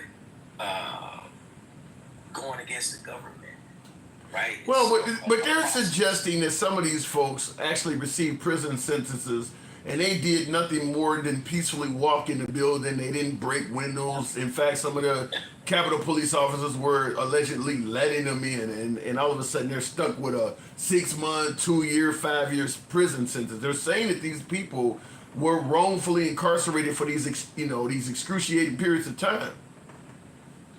And that's crazy, right? Because I heard on someone else's live, not to be disrespectful to yours, but I was on someone else's live, and in the panel, there was a guest stating that she was actually in attendance there, and she stated that the officers there let them in, and, right? And I just wanted that's not true, because I don't know if you ever been to the Capitol building or one of those type of buildings, you have to get a pass, right? You got to be, and then there's an entrance, like that entrance is downstairs. Yeah. The way they went in, they were going in through. They were making their own entrances. That's you know what I'm saying. You got, and it's like it's like going to court. You gotta go through the tape. You know what I'm saying? Right. They scanning you for weapons, and you gotta get a badge. Yeah. Like you just don't walk. That's just not a building like the bank, U.S. Bank. You can just walk in Right. and conduct business. I mean, I have to play devil's advocate for the sake. Yeah, I have to play devil's advocate for the sake of doing it. But I agree with you. If you go on a tour of any federal building, from anything from any national park, Mount Rushmore, whatever, you don't get tours by armed officers. That them ain't the people that give you tours. So clearly, something was up. Yeah. Right. You don't get it. You don't get a tour by the Capitol Police. They don't give tours. Right, and they're going to scan you for weapons. Yeah. Well. And any contraband, anything that's not allowed, that may be deemed as contraband in that facility. Yeah. So 3.5 years, you think we'd be okay? Yeah, I mean, yeah, sir, I believe we've been through worse. You know, it looks ugly now for this country, and you know, we as Americans have been through worse. Maybe not per se us, but people before us. You know? So we're not gonna have a dictator. He's not gonna serve additional time. We're not gonna have a civil war. You don't see any of that, right? No, I don't. I see a lot of more drama for sure. I see a lot more drama. I see a lot more executive orders. I see a lot more of Congress not, you know, maybe not challenging Right. what he's putting forth. But I don't see a civil war. Okay. Yeah. Then the presidency may turn out good. Then maybe some things we disagree with in terms of what he does, but at the end of the day, he's just another president, and we'll move on after him. That's kind of what sounds like I'm hearing. So we'll fare just fine. Is that safe to say it that way? I mean, it's safe to say that way because it's safe to. It's what I want to. It's what I believe and I hope to happen, right? So that's why I say it's safe. But with this individual, I don't. Anything is safe, you know, or guaranteed. Like I said, in my opinion, I just believe he's just one of those agitators that wants. He doesn't want. Like, for me, I don't believe he wants a union, like us to be together. Like he wants separation and divide. No. And he's shown to be the master of that. Yeah. You know what they say, the art of the deal is that, right? That if he got I don't think there's any denying that he likes division, but this is the guy we put in. I gotta move it on, Drew. Though this is who we have. I like the optimism. We'll be okay. We may have a few things we don't like out of the guy, but at the end of the day, he'll do his term, move aside, and America will continue. That sounds aspirational. Thanks for coming through, Drew. Appreciate it. Sir, have a good day. Anytime. All right, moving on with the program. Tap the screen. I haven't heard anyone telling protesters to stand down, back off, even go home. Yeah, they have. Didn't they declare downtown LA to be a no-go zone? Yeah, they have told them to disperse and go home. That's not true. Who said that in the comments there? I can't see the name, but that actually is not true. They did declare downtown LA for a while as a no-go zone and was telling them to go home. So that's not true. Because you said they didn't tell people to disperse. Yeah, they did. We don't blame 47. We blame the people that voted for that piece of shit. Damn. Pat Zilla says, plus way easier to get to. What are you suggesting? He said, we don't blame 47, meaning President Trump. We don't blame Trump. We blame the people that voted for that piece of shit. Plus, they're way easier to get to. What are you suggesting? That sounds kind of interesting here. Vance is so weird and robotic, terrifyingly cold. I much prefer Trump. I don't think there's anyone on the Republican landscape that MAGA's going to prefer more than Trump, because it's the way Trump speaks. He knows how to move a crowd, to quote Eric B. and Raquel. I mean, it's just nobody can do what Trump does. He's comical when he needs to be comical, for MAGA at least. I mean, the liberals don't laugh at all of his jokes, but MAGA absolutely finds the guy to be a riot. Whether it's DeSantis, whether it was Nikki Haley, we could talk about Don Jr., we could talk about the Ted Cruz's. There's nobody on the Republican landscape that's going to be a decent replacement for Trump. I don't think there's anybody that can move a crowd, can hold rallies with that much passion and attention that Trump gets. And I just don't see it. That's not to say it won't happen, but I can't. I mean, for a short period of time, and I'm gonna put emphasis on short because he strayed completely from the beaten path. Elon had to glow for a short period of time. Elon Musk had a little bit of glow for a short period of time, but he's won against Trump, and you know how it is. There's only so much coming back from that. So Elon is not in it anymore. Looking in the comments though, when was the last time the Democrats actually got a vote?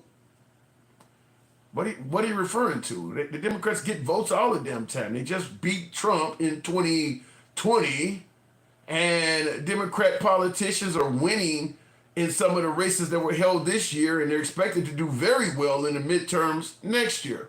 So what are you talking about? Everyone talks tough until they're choking on their own blood. Damn, no reply?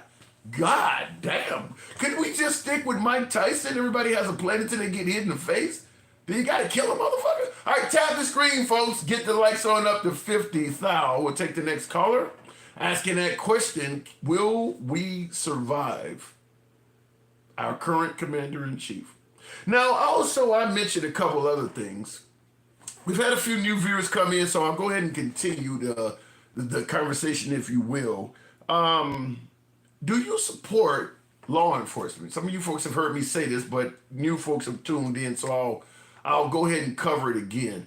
Do you support law enforcement, whether we're talking postal police, IRS has their own police, railroad facilities have their own police. Of course, you have your state police, your local city cops, you name it, the feds included. Do you support any form of law enforcement being able to completely conceal their identity while they're dealing with you during the encounter? Completely conceal their identity. They're wearing facial gear and they have no nameplate. In other words, if something were to happen to you during that encounter and you needed to file a police report against law enforcement, you would not so much as have a name. You would only be able to state some dude in black kicked my ass, I'd like to file a report. Well, who was he? He didn't have a nameplate on. Well, how do we know he's even a cop? Do you support law enforcement being able to do their job in that manner? Concealed cops. Obviously, you know why this is being asked. You're seeing photos and videos of police officers, law enforcement, all over this country doing their jobs while concealed. No nameplate, no facial information at all. You can maybe see the whites of their eyes or something like that, but outside of that, nothing. Do you support allowing law enforcement to do that? Looking in the comments, them are people from January 6th. Damn, Miss Parker. And I have heard that. That's crazy that they would be pardoned for January 6th and then given jobs in law enforcement. I don't know where to go with that. But continuing on with the program, thank you folks that are tapping the screen. Get the likes on up to 50,000. 50, F-I-D-D-Y. Tap the screen, get the likes up. Gangsta, Grandma, good evening. Isn't it fluffy? I haven't fluffed. There's no fluffing. Yeah, I cannot. You know you be fluffing. We're not fluffing today, Gangsta. We're holding it down. You So, always be fluffing. You stay fluffing. You like your little maggot ass friends. And guess what? The little maggot friends of yours, I told you they're the Triple K. You seen those damn videos. Fluffy. is there anything wrong with having friends that are MAGA? Why would that? Yeah, is something wrong with your black ass? Who? What? Why would a black man be associated with the Triple K? You mofo, you? No, we already bad enough. We have the maggots all black and brown. Then, oh my God, yes, master, yes, master. Then we got your little fat ass on there, yes, master, too. They my homies. Yeah, with the loose around your neck. So, wow. So you're suggesting that, okay, let's say, for instance, you found out one of your friends was voting for Trump. They would no longer be your friend? Honey, I threw away my old man behind Trump. My black man, he voted for Trump. You know why he said he voted for Trump? He's he's going to give us won't take away our Second Amendment. I said, for real, my ninja, for real. Yeah. He said, I said, oh, for real. You know what? I went to the left, threw his crap out, put some you know what on it, blew it up. I said, bye bye. What happened to just simply being free? Why would you try to demand? Why would you try to demand your friends and your lover, your man, have the same political views and aspirations as you? You don't give them freedom to choose who they want? Hell, not with the maggots. That's the Triple K right there. What you talking about, Willis? Hell no. Oh. No, he could just no. You got me messed up. You lost my damn. No. That's my respect. That's my morals. That's my beliefs. Now, if you voted for that man, you know you stand on everything he believes in. He's taking away our civil rights. He's taking books out of our schools and stuff. And my ex, yeah, he's my ex for a damn good. He's a good speed bump. And I told him that every time I see him, I'll try to do it. You know, good speed bump. And the only thing he did wrong was supported Trump. That's right. I told that fool, because he was talking about it. I said, you vote for that man, I promise you it'll be out my damn house. He thought I was. He thought I was joking. And I told him, I said, he's taking books out of our schools. He's telling, he is deleting Black history. That's American history right there. What are you talking about? He's deporting people that has jobs and stuff and everything. Well, Anthony. Yeah. I said to the left. Well, Anthony Alexander on YouTube states the books he took out of schools were on drag material. No, they took books. Okay, so what's drag about? What is about Tillman? What's wrong about that? Martin Luther King and what? Black history. What? That's drag. And don't worry, and what? And they took out LGBTQ. Why? Because you guys don't want your kids to know that there is gay people out there? You guys want your kids to go, oh my God, they're going to turn my kids gay? Well, let me tell you something about gay people. We came for straight people. Reese. Well, the notion is that sexuality has no place in schools. That's why they're taking the books out. For real? That's why your kids are coming out pregnant at 16. For real? You think your kids gonna be like, oh my God, you know, they're gonna test sexuality. Oh my God. Honey, your kids know stuff before you even think they know. Honey, I was a kid. I knew what a dang-a-lang went into. I know how to do it. What the fuck? And being gay, honey, is not sexuality. Okay? Yeah, but we was doing that at 11 years old. See how special the maggots are? Do you really think you're going to teach my kids sexuality? You better teach it somewhere, honey. But being gay isn't sexuality, honey. But I'm going to ask you what I always ask you when we talk.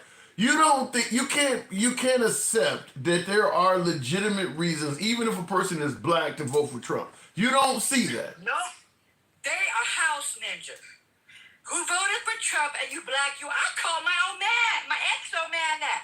I said, you a house? Yes, master. Yes, master. That's the, if you vote for this man and you know what he's about, they know what he's about right now. They know it.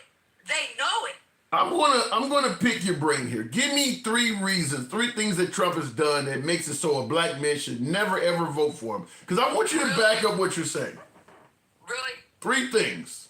Okay, 3 things. Putting the military against us in the protest.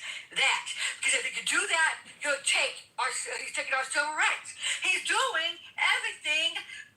Books out of it, taking the black soldiers off the wall and stuff, HBCUs, he's trying to defund them, he's trying to take everything from them. Yes. A college? He's trying to tell people not to be DEI in college, and all his cabinet is DEI to them. Go fucking me. Okay, you gave me 4. Let me tackle some of these, okay? You said 3. Okay, that's fine. I don't mind an extra. Now, you started out by saying putting the military against us. He's not ordering the military to specifically deal with black people. Where are you getting that from? What are you? Oh my. Oh. That's what you said. Whoa. That's what you said. The military. Yeah. You see how you fluff it? Do you comprehend who in the? Tell me, no. Yeah, I'm being candid here. I mean, Who's on the front line? Who is right now protesting? Black and brown people. Black and brown people. no, there are plenty of white people that are liberal that do not like what's happening that are protesting as well. They're not. But who is right now on the front line right now? Leave out the white tea people out for a minute. Black and brown people are out there protesting right now. Now, they're treating us worse than he is doing Russia. He sends his military for us, but won't do a damn thing about Russia. Go fucking figure. So let me ask you this You way. saw that there's more military people in LA right now than over in the Middle East, in Syria. I do believe that's true. But let me. All right there.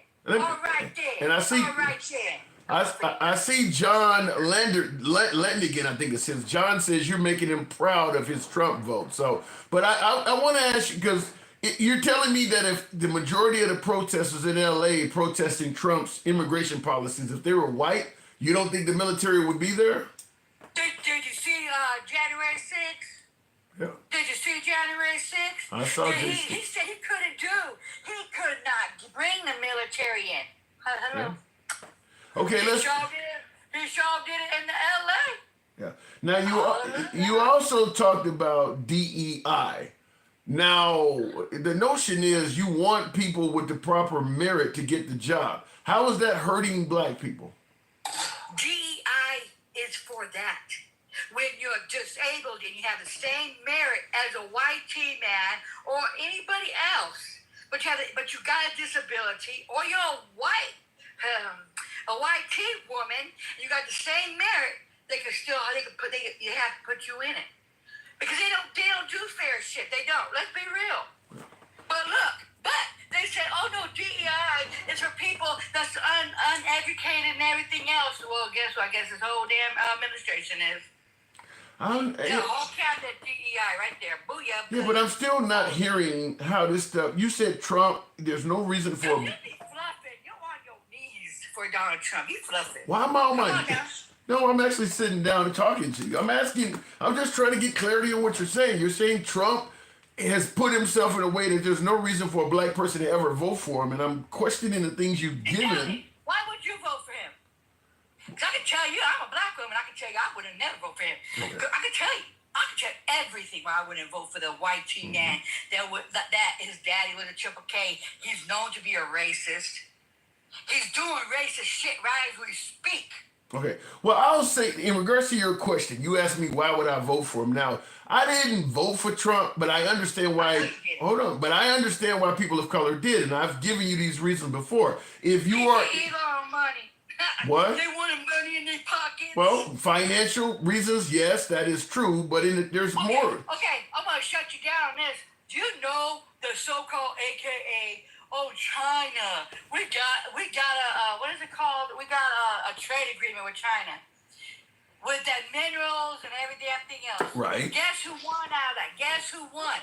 Guess who won? I'm assuming you're going to say China. China did. They only got 10% of tariffs. Guess what we got? What? We got 50%. And guess what the Boeing and all them got? They got the minerals and stuff. We got to pay 50% tariffs. You motherfuckers got to read. You guys got to read the thing. I can't, listen, Trump's tariffs, the numbers change so much that it's like watching an old episode of Knight Rider when he stepped on the gas pedal. Whatever's going on with Trump's tariffs today could be totally different tomorrow. So I can't even go by the numbers on that because it changes so damn much. They even said it. It's 50%. We have 50% of tariffs on China. We are paying 50% in tariffs. You know why I know? Because it's fucking my money up. Okay? Yeah. Well, I got folks like Richard Andrew Crosby on YouTube that say you're actually getting this backwards. Some folks are saying, I think it's mandible claw. You know what? NAGA gets everything backwards. You know what they said? That China pays the tariffs. They always saying China's paying the tariffs. China's paying the tariffs. fucking reject. I We can't. pay the damn But when I told you there's reasons for an African American to vote for Trump, I was going to give you reasons like, depending on your stance on the Second Amendment, you're not going to vote liberal if you're. Oh my God! Oh, you know what? Let me tell you about the Second Amendment, okay? God, this is how uneducated this whole system is. Oh, this is why you cannot give up. We cannot give up our damn the education because the dingbatch. He is doing. Do you know the stock bond, the stock, whatever the bump stock thing? He broke the Second Amendment. That He is true. broke it. That is true. He broke it, not us.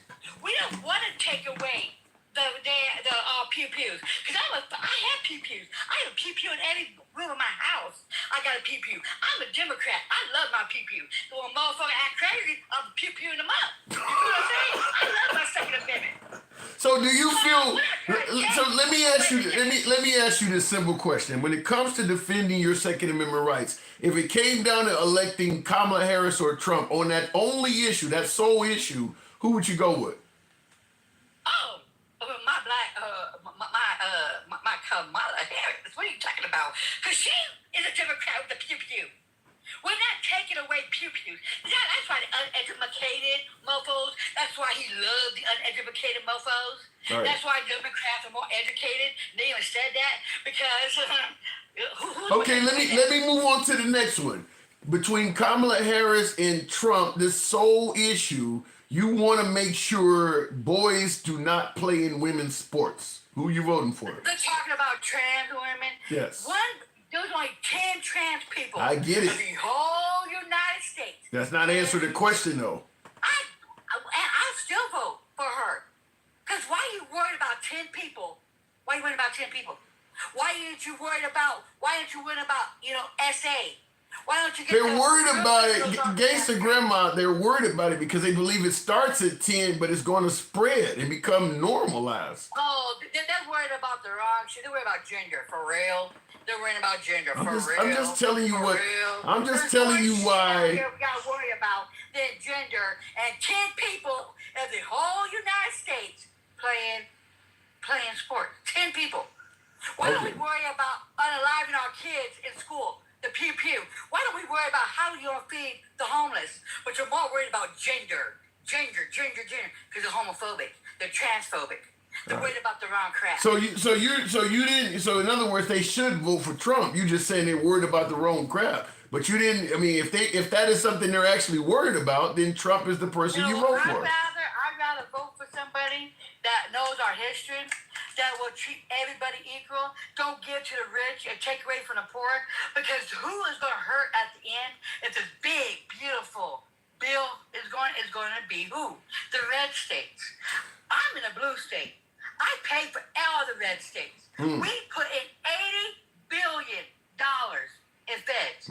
We don't even take that much back. $80 billion. I get it. Last but not least, you're concerned with protecting the life of the unborn, and you got to choose between Kamala Harris and Trump. God, youngborn, really? You got to choose between. If that is a major, if protecting the life of the unborn is a major issue to you, you got to choose between Kamala Harris and Trump, and that is your issue. Who are you picking? Still vote for her, because you don't have to agree on everything. Somebody thinks. But when it comes to fascism, compared to that, a parasite, a little blood clot that cannot live without the woman.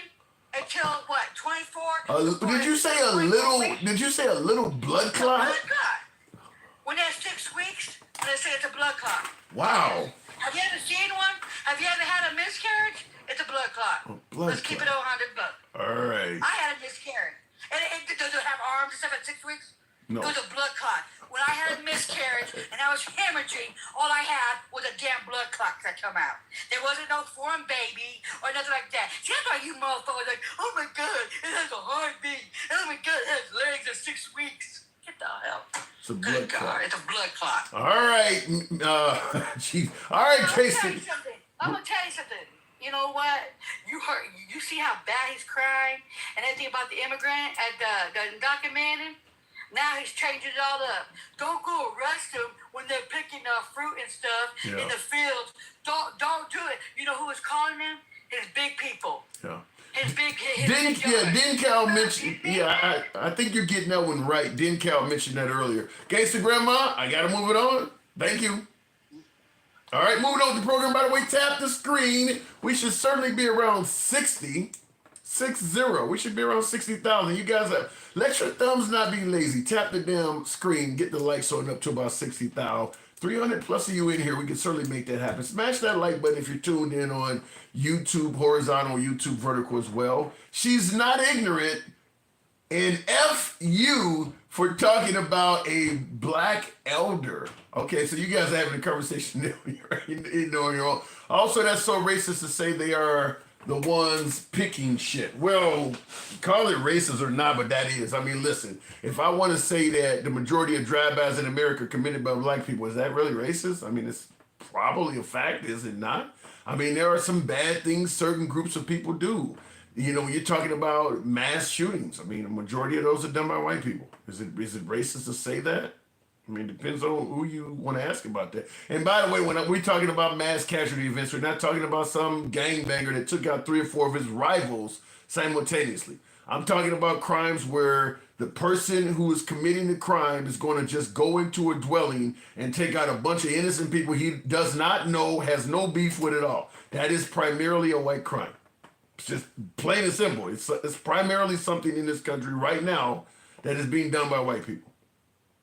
Anyway, looking and the question is that racist to say that?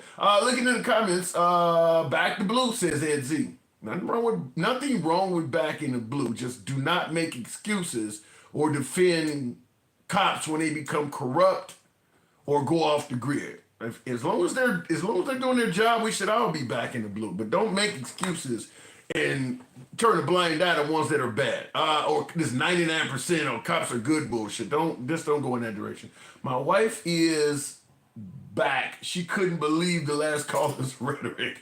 Anthony, that's how it gets on the program sometimes. That's how when you're running a free speech program, you're going to hear things you agree with, you disagree with. I need 60,000. Tap the screen.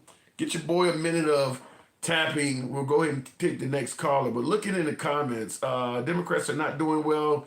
They don't even have a platform to stand on. That's how bad they're doing, says one of my viewers. And that's not totally true. I think what the Trump side, let's just say it this way. Many people believe the Democrats lost in 2024 because they went too far to the left. LGBTQ issues, folks were pinning defunding the police to them, pinning woke issues to them. They went too far to the left is what many folks would say, and that's what helped Trump rise back to power. What those same folks, while stating the Democrats do not have a platform, do not realize is that you can go too far to the right as well. For the same reason you're saying the Democrats lost, you can do the same thing in reverse. Forcing Bibles in schools, forcing a rape victim to carry a child to term, which you heard my last caller being quite upset about stuff like that. That's going too far right. That's going too far right. Getting rid of porn. You think a lot of, because Trump did very well with the male vote. Think a lot of dudes are going to be happy with all these right-wing states now talking about getting rid of porn. Some of the younger voters in the 20s and 30s getting rid of marijuana and fight. You think they're going to be cool with that? So you can go too far to the right. You start taking away things that people like and enjoy. You can go too far to the right as well. So don't assume that because the Democrats do not have a platform, in your opinion, that Trump or the right is secure in the next election. Now that they have control of all the mechanisms of government, they're looking at it as a free-for-all. Let's do whatever the hell we want. You think they're doing good with Hispanics now? You think the Hispanic vote that Trump really did well with in 2024, you think that vote is still there? You can go too far to the right. Keep that in mind. The same reason you're saying the Democrats lost, you can emulate that on the right side of the aisle. Because I can tell you one thing, all of these immigrants being taken away at job sites and things like that, the Hispanic population is not standing up saying, yay, that's what we voted for. Get rid of mommy. Kick her kid out of here. Get rid of the Hispanic with cancer and deport him. I can tell you the Hispanic community is probably not cheering that on. I haven't checked the polls on it, so I can't speak on this, so I'm speculating. But my guess is Trump's poll numbers with Hispanics has taken a negative turn. They're not the same. They haven't improved. They have taken a negative turn because the Venezuelans and Cubanos who would not dare vote for a Democrat because they were convinced that Democrats are communists, I cannot imagine losing protected status that they had under the Democrats and losing it under Trump is something they're cheering for. I cannot see that. I cannot see that. Anyway, looking at the comments, where's the Palestinians? That was another one in the suburbs of Detroit. Can't think of the name of the area there, but there's a large Muslim population out there that voted for Trump because they thought Joe Biden was promoting genocide in Gaza. Genocide Joe has got to go. Gotta assume they're not any happier with Trump. It ain't like Trump stepped in and got Netanyahu under control. So I understand that. Trump's numbers, you can go too far to the right. What about the black vote? Something with the black vote, maybe I'm wrong here, and I'm sure my black viewers will certainly probably correct me on this. I don't think it's changed much. I mean, he didn't get a lot of black votes to begin with. But from what I've been able to see, doing this online and all the black MAGA I talk to, I haven't heard too many disgruntled black MAGA because they're not facing what the Hispanic community is facing. Most black people ain't never went to an HBCU. You heard what I asked the last caller? Give me the reasons. Get your boy up to 60,000. I'll take the next caller. I asked her to give me the reasons why you think blacks shouldn't vote for Trump. And she gave me 4 reasons. Most of this stuff does not affect the black community. She talked about he's defunding HBCUs. I've never stepped foot in an HBCU. If they all went away, it wouldn't change my life at all. I don't think blacks are voting on whether money is going to HBCUs or not. And I know the Trump administration tried to use that constantly as a suggestion as to why he's not racist. Well, he allocated money to HBCUs. That ain't doing shit for the average black man. Like I said, most people ain't got nothing to do with HBCUs. She also mentioned the military being turned on us. That hasn't affected the average black person one bit. Most black people are not at the protests, and the military is only in somewhat small numbers at this point. So I'm just simply saying right now, I don't believe the black vote for Trump has really been affected that much because the black community, they've taken some of the books out of schools. They've removed some of the accolades to black soldiers in the military, but this stuff still really is not affecting the average black American that much.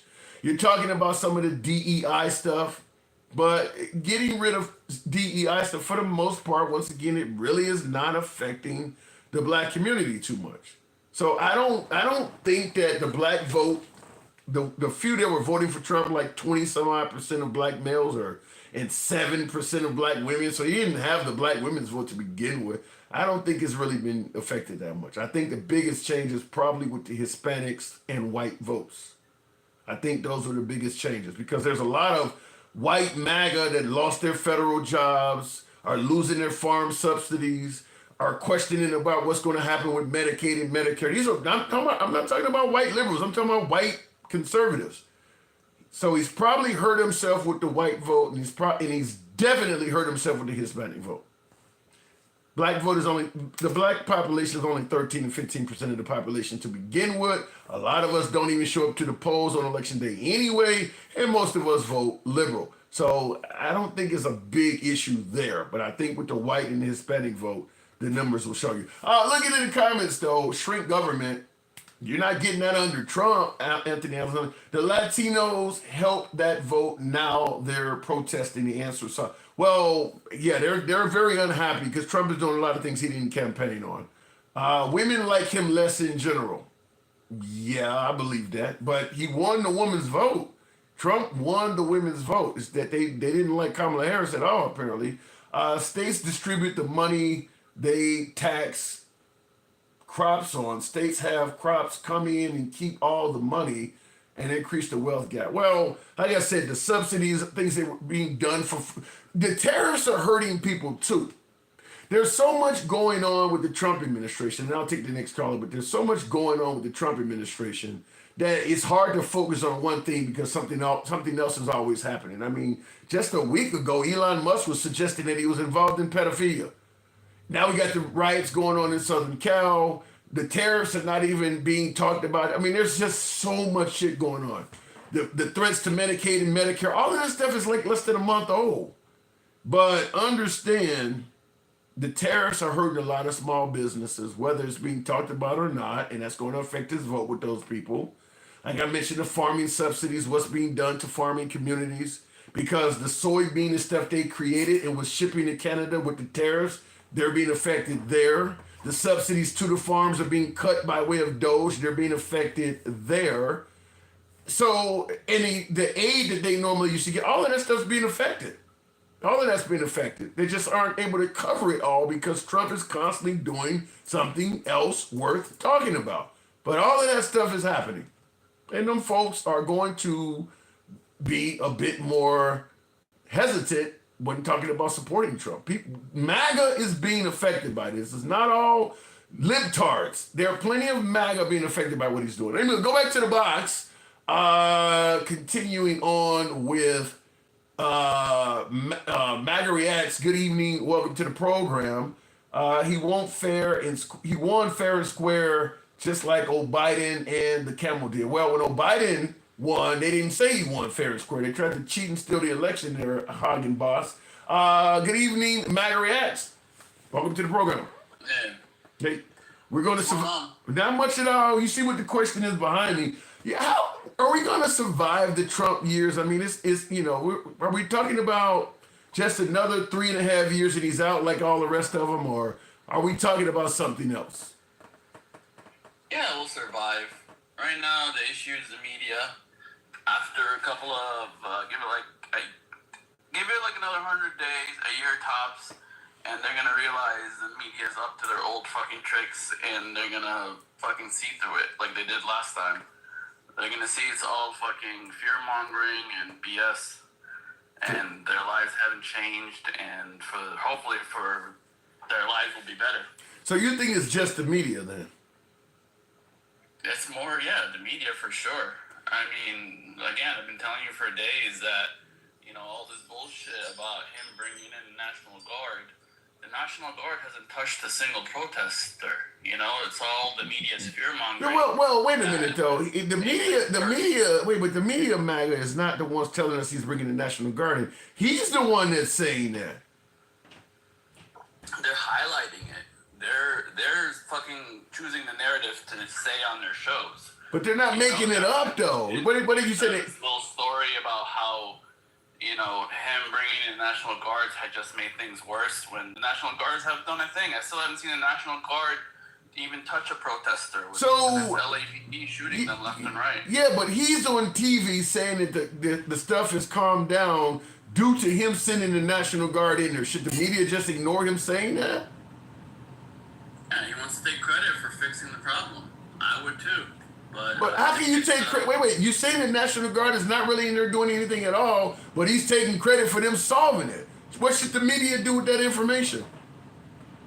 It should tell the truth, that the National Guard hasn't done anything, that's LAPD making things worse, that it's Newsom and them that are causing all this bullshit to escalate. So they should tell the truth and say that what Trump is telling you about his National Guard is calming this stuff down is a lie, is what you're saying. They should say they haven't done a thing. Is Trump, when Trump says the National Guard at his behalf is calming this stuff down, is he lying about that?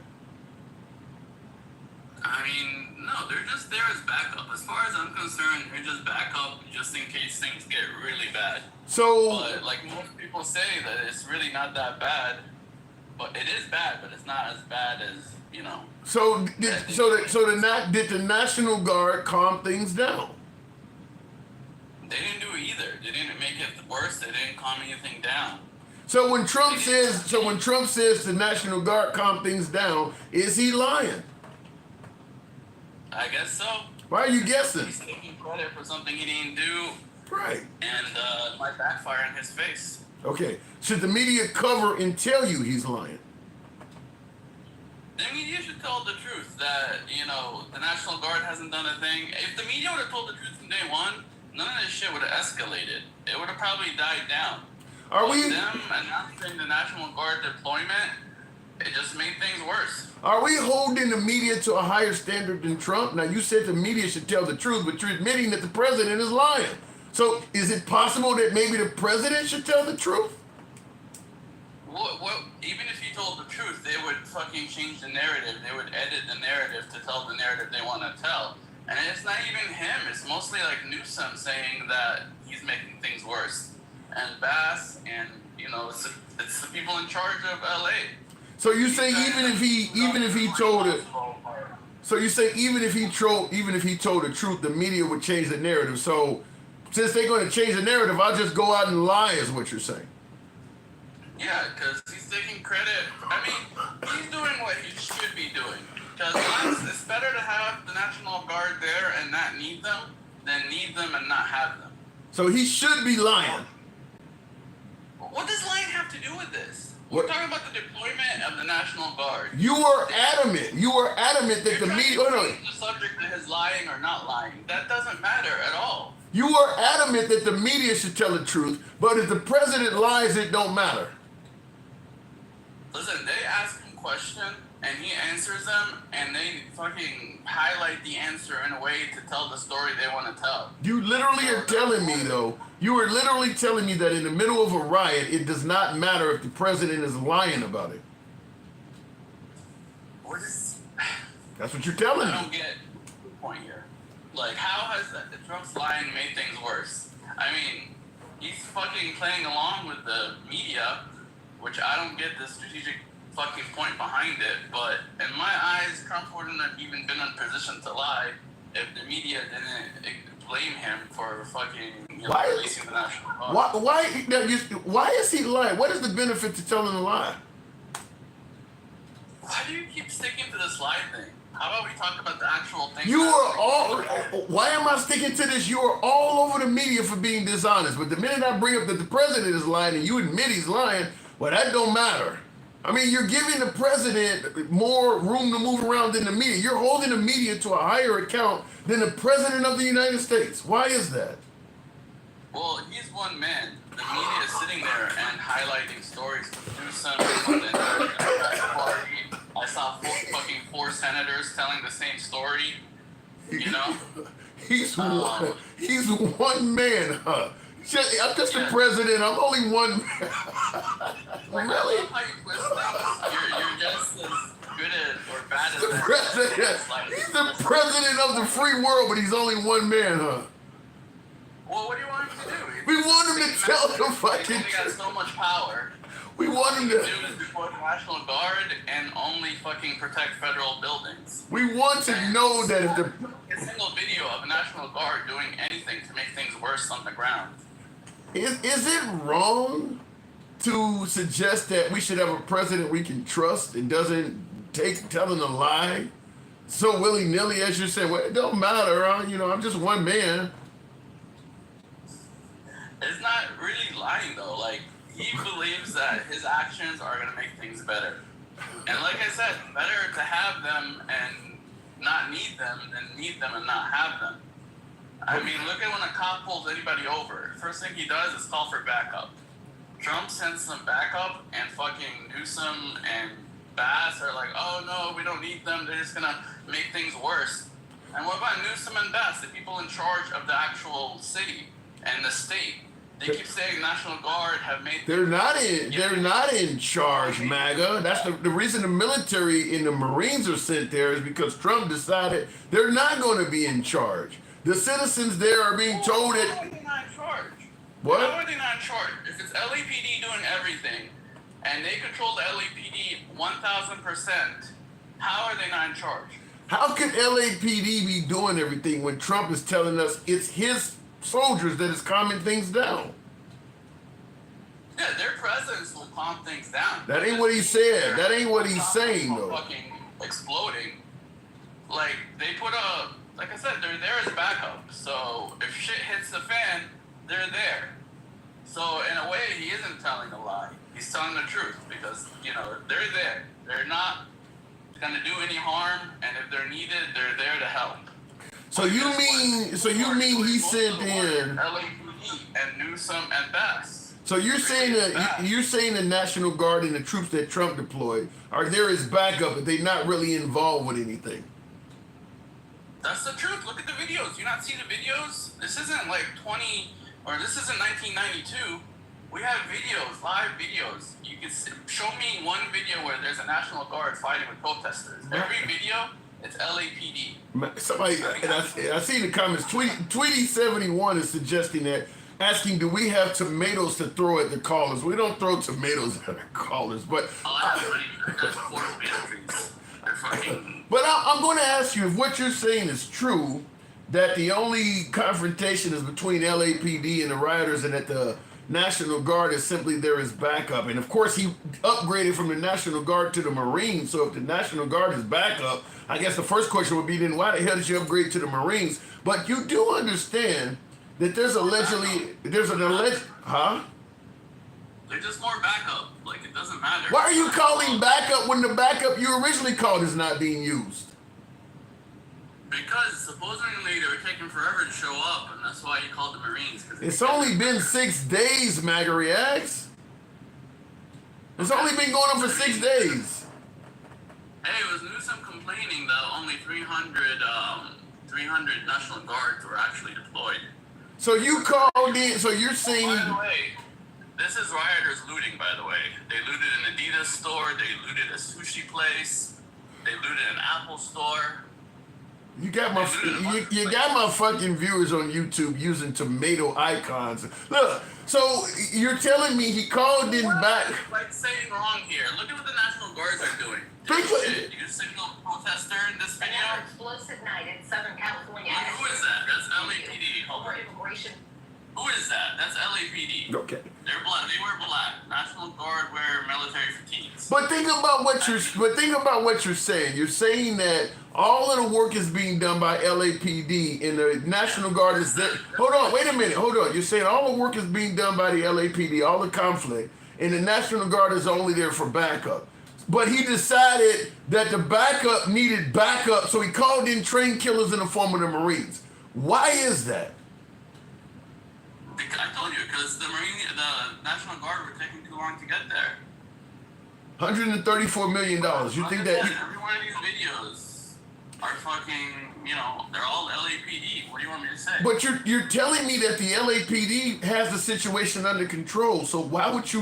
And by the way, the Marines... Hold on. You said... You said the National Guard was taking too long to get there. Okay, so once the National Guard arrived, why wasn't the Marines sent back? I don't know, man. You should ask... I'm asking you because you're defending this shit. That's who I'm asking. I'm asking you because you're trying to make this sound like it's legit. What do you mean? What am I saying that's not right? Do you see a single Marine in this video? I'm hearing Show from... me a video of a single Marine with a protester, and then you can prove me wrong. Well, the problem... Is LAPD. I have not seen a single video of like National Guard or anybody. The problem with your statement about show me a single Marine and all this stuff you're saying is that it only works if you exclude what the president is saying. You're skipping over all the lies that Trump is saying, because if you listen to what Trump is saying, apparently these people are involved. He's not saying what you're saying. Why are you always stuck to what Trump is saying? I'm like talking about what's happening in the fucking city, what's happening with the riots. Because he's talking about what's happening. I'm talking about what this guy is saying. I'm talking about like facts on the ground. Because he is also... Facts on the ground. You're replying to me with what this guy said. Well, because he's telling us what's happening on the ground too. That's what he is saying is happening on the ground. So what, you know more than the president? Well, I guess so. I don't know. I'm just going off people and their videos. People were actually there. Like, so I think people were actually there, and like these cameras are not lying, are they? So is the president lying? I don't know if he's or what his purpose is. Either the military is involved, like either the U.S. either the L.A. police have things under control and the military is just backup, like you're saying, or the military is involved and they're calming the situation down, like he is saying. One of y'all ain't telling the truth. Which one is it? They're both true. LAPD is the tip of the spear. Okay, LAPD is in the front dealing with the protesters. The National Guard and the Marines are backup. Their presence alone will, just makes people think twice about escalating things. I mean, So if the military, hold on, wait, so if the military is there and they're only as backup and their presence is calming people down, why is he referring to it as an insurrection? It's not an insurrection yet. Then why is he saying it is? Why is he calling it an insurrection? It's not an insurrection. He hasn't called it that yet. Yes, he has. Yes, he has referred to it as an insurrection. Why is what you're saying, if you know what you're talking about, so different than the president? He has called it an insurrection. Why are we talking about the president and what he's saying? We're on a political show, MAGA Reacts. This is a political show. I can't even sit there and look up what you're talking about to actually see what the reference was and what the fuck he was saying. Like, you're referring to so much of his shit, and I can't just. That's the problem. Maybe I can watch it and I tell you what he was talking about in that video, but I don't know. I don't know what he's trying to do. I don't know how he's trying to use the situation politically. I don't know what his purpose is, but what I'm showing you is facts on the ground. I'm showing you what the rioters and, what's happening in the fucking place in LA. Well, the problem is a video of military doing anything bad that, of them shooting a rioter or a protester, them doing anything to escalate things. Well, we have more cameras than ever. Like, you keep talking about what the president's saying, but there's more cameras on the ground than ever before. Yet you're like, oh, Trump said this and said that. I mean, he's saying what he's saying for political purposes. Well, but the reason why I'm bringing up what Trump is saying is because you started out the line by suggesting that, or the conversation by suggesting that the media is blowing things out of proportion. But then when I started giving you all of the things they're reporting from Trump, you're starting to admit he's telling a lot of lies. So, I mean, you're making it clear that the way Trump is describing things on the ground is totally not true. So that's why it's coming out bad, because we have a president that's lying to the people. I know, but in the end, it's the media that chooses to highlight what to play from Trump and what not to play from Trump. So in the end, it's still the media's fault. Do you think things might be a little bit better if he wasn't lying so much? Maybe the media. If he wasn't giving them so much. They would just highlight some other shit. They're always going to highlight what they want to highlight. It's like you always change the subject to what you want to change the subject to, and you end up winning these little debates. I'm not trying to win the debate. I'm trying to figure out where your head is. You're basically telling us that the media should be held to a higher standard when it comes to honesty and integrity than the president of the United States. I'm trying to figure out what's making you say that. I'm not even saying all that. Yeah, you are. Yeah, you are saying that. Let's agree that both sides are lying, and I'm just showing you how they're lying. I'm not saying any of what you're saying. All I'm saying is they're lying, and this is why they're lying, because it's LAPD. They're saying National Guards are making things worse, but it's LAPD right there. So why is It's Trump LAPD. lying? Because it's beneficial to him politically. So maybe it's beneficial to the media. Yeah, it's definitely beneficial All to right, us to then. politically tell this story. And definitely but they're both lying. But which lie is worse? The president lying is always the president. And by the way, keep in mind, Truth Social is media. So when you keep saying the media is lying, every time Trump tells a lie on Truth Social or X, he is the media lying to you as well. He owns a media outlet. Nobody gets their Truth Social shit from Truth Social. Are you kidding me? I get it from other sources. People have been fired by way of Trump's tweets. Yeah, they do get their media from Truth Social. Where did you find out that Trump was on the Epstein list? You didn't hear that first on ABC. It came from Elon's X. You do get your news from there. Actually, on X, I got that from the news. What the news chose to highlight. So they should have I got ignored that that. from what what the news chose to highlight. I'm not actually on X reading Elon's tweets. I'm not actually on Truth Social reading, their tweets. So if Elon tells us that Trump is involved in sex with underage teens, the media telling you what he said is highlighting it? Yeah, I would have never found out about it if it wasn't for the media highlighting it. I'm not a fucking X reading his shit. You ever heard Never of said all that. you ever heard of a phrase? You ever heard of you ever heard of the phrase "report the news"? Okay, but there's so much news, and they pick and choose what they want to report to tell the rhetoric they want to report.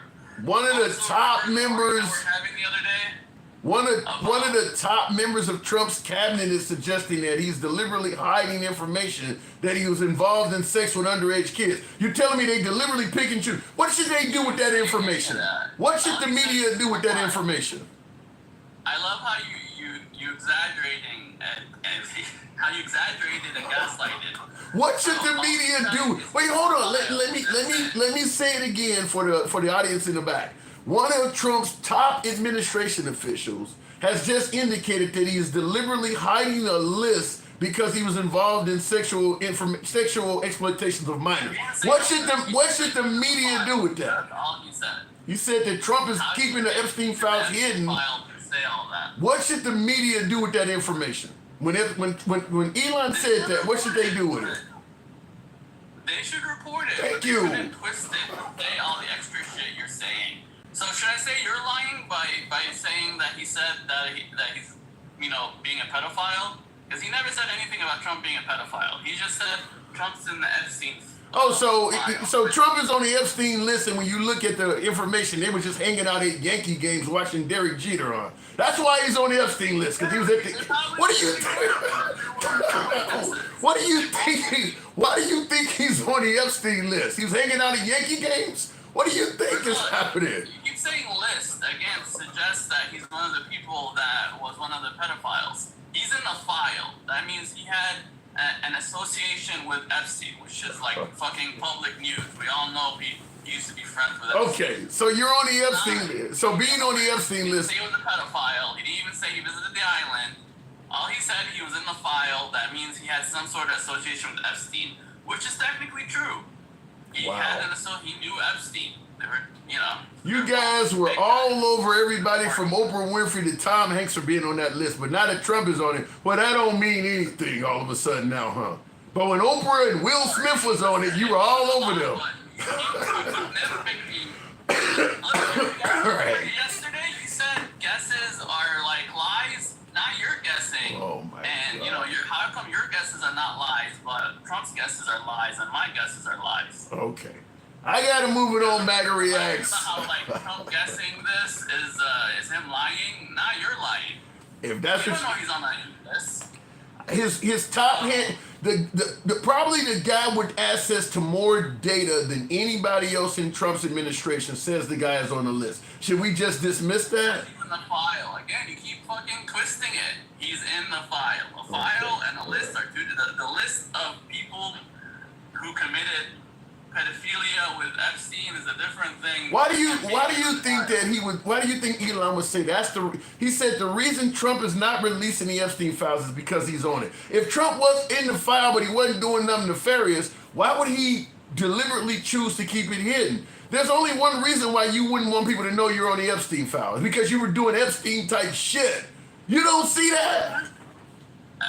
You might be right. We'll find Might out. be. We'll find Might out be. in the file. Might be. It doesn't mean it's true now. But look, remember the other day we were talking about when the National Guard were called for?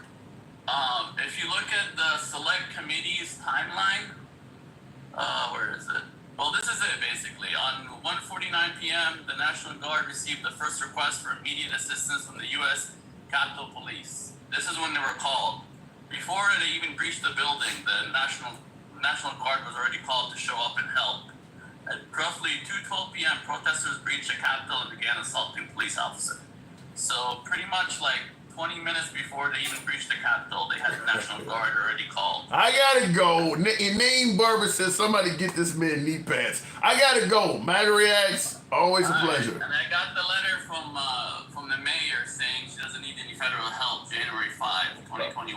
Okay. She's like, I don't need any federal help, no fucking National Guard, no nothing. And so yeah, those are the two things we kept bringing up the last 2 times.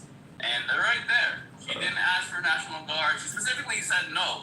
Because in June, the 6 months before, they had that shit with the park. And she said she didn't want National Guard then, and she says she doesn't want National Guard January. He sent them anyway. This stuff isn't relevant. I gotta move it on. Appreciate you coming through. All right, moving on with the program. Somebody said someone get that man some knee pads.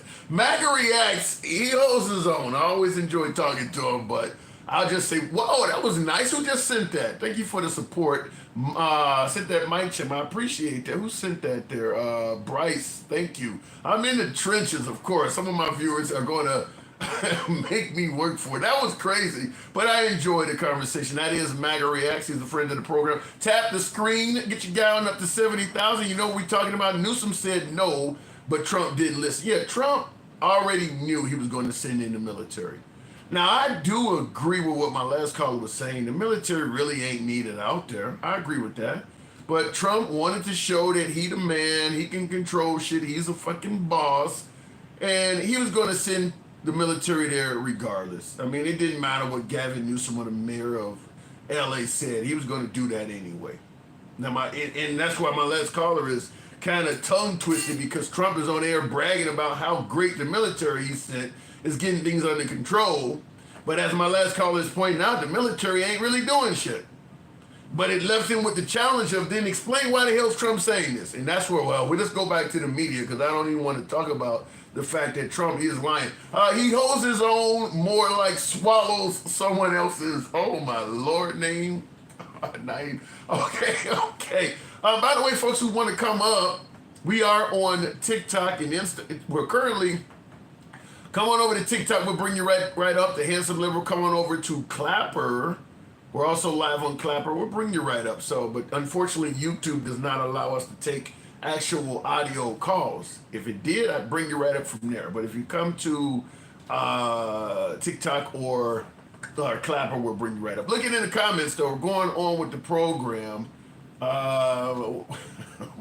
We will continue on with the one and only Mike. Good evening, Mike. Welcome to the program. Getting yelled at like children, says Teddy Owens. Yeah, sometimes it's like that. Mike, good evening. You always follow MAGA Reacts. Good evening to you. Yeah, because you always bring me up after that bullshit. Hey, listen, I would probably be 10 pounds lighter from drinking if you didn't bring me up. Bring me up before me. Hey, listen, here, MAGA Reacts, I've been in and out. Did you read what Trump posted on True Social today? I have not. About the immigrant. I'm going to read this shit. This is from Trump today on True Social about immigration. Okay. So now he's saying we've gone too far. You didn't read that? No. Yeah, MAGA Reacts. Our farmers are being hurt badly. You know, they have very good workers. They've worked for them for 20 years. They're not citizens, but they've turned out to be, great.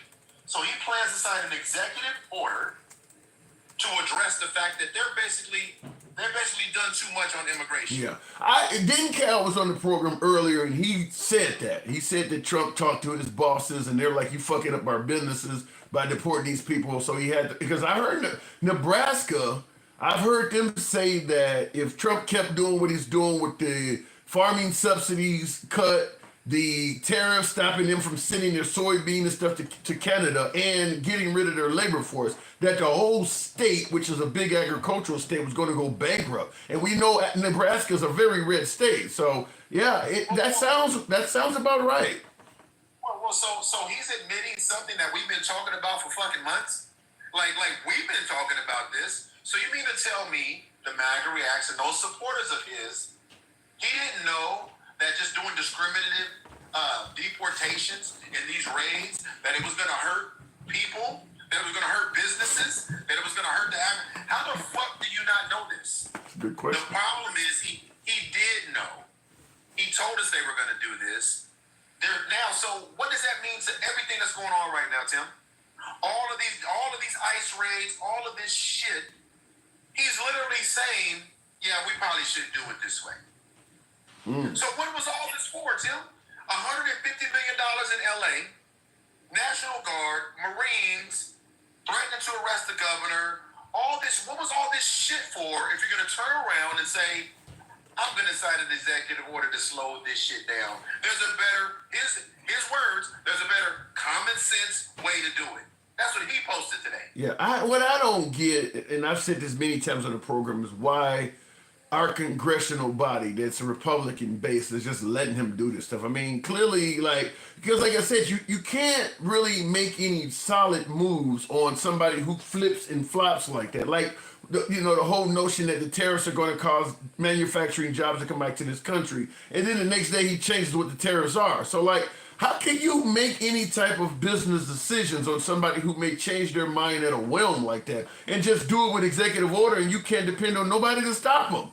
You just do it. Listen, that's okay, Tim.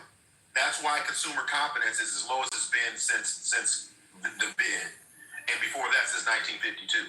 I mean, it's because of what you just said.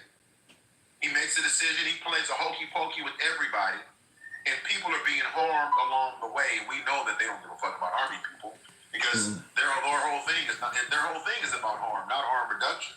I mean, think about what's happened. For him to put that out today, after this entire thing here in California, first of all, it was staged. Because when Tom Holman says he was there Wednesday and the protest didn't start till fucking Friday, it tells us what their intentions were the whole damn time. How about that Tom Holman? You think he's doing a good job?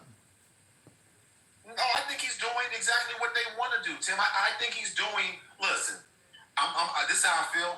There is no one working underneath Trump that I'm going to hold accountable for what they're doing more than him, because they wouldn't be doing it if he wasn't allowing it. Yeah. They wouldn't be doing it if he wasn't feeding it. That shit he did at Fort Bragg yesterday, and they're selling. Did you talk about that yesterday? What are you talking about? Renaming the base? Well, no, Fort Bragg's already been renamed that. What are you talking about? When he was, you got to go out to military.com. It's right on the front page. Are you talking with the soldiers obviously being polarized? Yeah. And hand-picking them. Yeah. And selling merch, and selling white privilege cards, and jewelry, and trinkets and shit. They were selling white privilege cards? Yes, and merch, and necklaces, and trinkets and shit on the base. They had a pop-up from one of their subsidiary companies selling Make America Great to the soldiers, Tim. To the soldiers. If that's not fascism, he was saying, I want to make sure he didn't want any fat soldiers up front. If they didn't agree with him, they're supposed to swap out. This is our military. I don't give a fuck what anybody says in the comments. Go to military.com and read the shit for yourself. Don't ask me. Yeah, Dencal sourced the same site. He said it as well about an hour or so ago. Same thing you're saying now. Tim, all of this, and to turn around and say, and listen, in the comments, you call bullshit all you want, just go look it up. I haven't seen it, but I think you make the third or fourth person on the show and in person. I believe it. I mean, it does. There's nothing about what you're saying that sounds out of pocket for somebody like Trump. I mean, it's just part of the whole trolling atmosphere. Tim, don't worry about it. You know, I don't stand up here without receipts. You know that, right? Yeah, I don't even think you need one on this. This just literally fits Trump all the way. Whether you like him or hate him, this sounds like something he would do. Okay, fine. What does that say, Tim? Hang on a second. I actually have his tweet you mentioned up as well, but okay, I want you to read that too. Okay, what do you have? It says Bragg soldiers who cheered Trump's political attacks while in uniform were checked for allegiance appearance. Yeah. Right. What is it? Oh, hold on. See, and matter of fact, because now I have to subscribe to it. But this right underneath this, and all you guys got to do is go to it. Right underneath this paragraph right here is where it talks about they had a pop-up selling "Let's Make America Great Again" merch and all of that shit. Well, then the obvious next question is going to be now what site is that? Because they're going to say that's a MSNBC or what site are you getting that information from? Military.com. Yeah. Wow. That's Military.com. Listen. You know I'm not getting up here with no bullshit, Tim. You know that's not that because here's the thing. That's not the motivation. The motivation is to make sure that we're transparent about what's going on and what's out there. And I don't care what anybody says. When you look at what he put on his True Social today, saying now we need to pull back the reins on this immigration.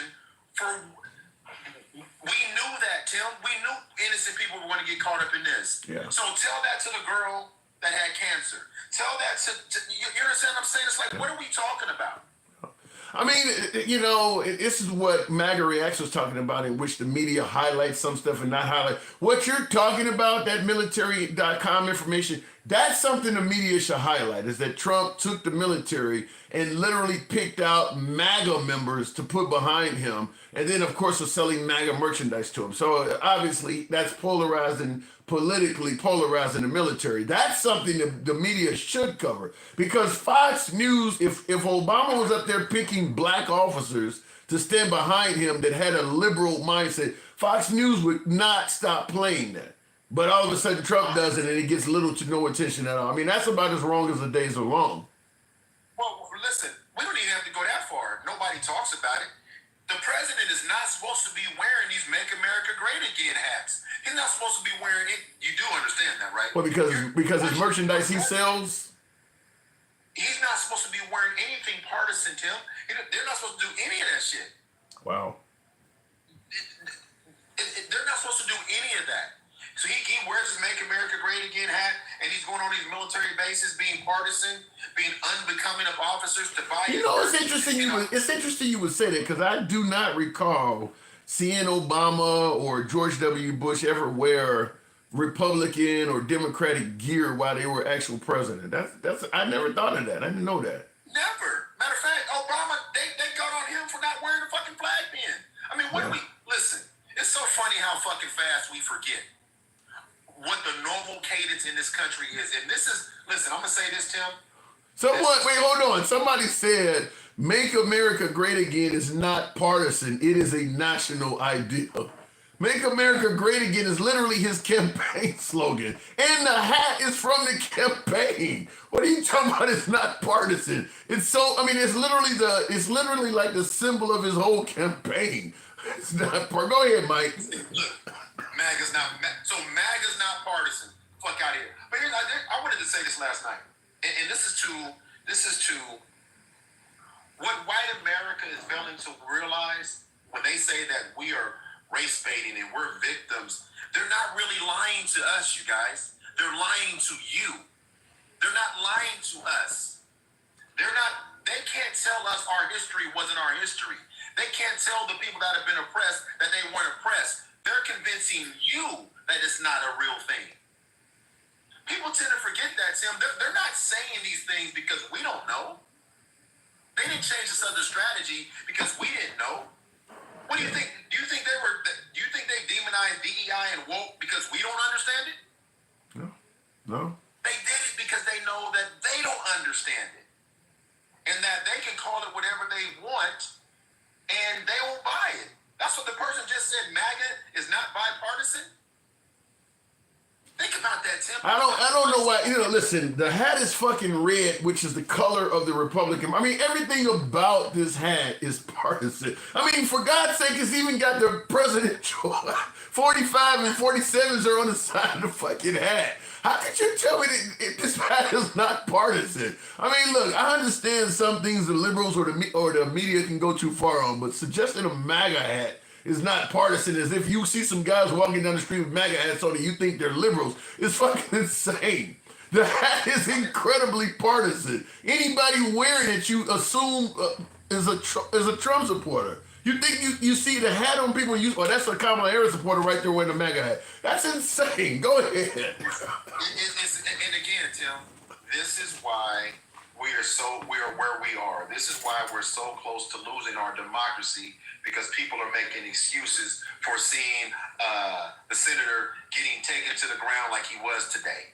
And then they want to say, Well, he lunged at, man, listen, that is very authoritarian today, what we saw. That's very dictatorial today, what we saw. Where we're talking about threatening to arrest governors and handcuff senators and do all those things. But they didn't threaten to handcuff a senator. They actually did that shit. But since you're talking about that, what do you think about what's on the monitor? I mean, will we survive the Trump years? I mean, most of my viewers have said, look, it might be a few bumps and bruises, but at the end of the day, we'll be okay, and we're going to have another president like always. What say you? Tim, I'm gonna be honest. I told you this from the beginning, and you thought I was being hyperbolic and crazy. I told you, I don't know. Because it's not just here, it's abroad. All of the things that are happening here are making us a lot more vulnerable abroad. You know, our foreign, think about everything. Our relationship with our allies is probably at the lowest it's ever been in probably 40 years.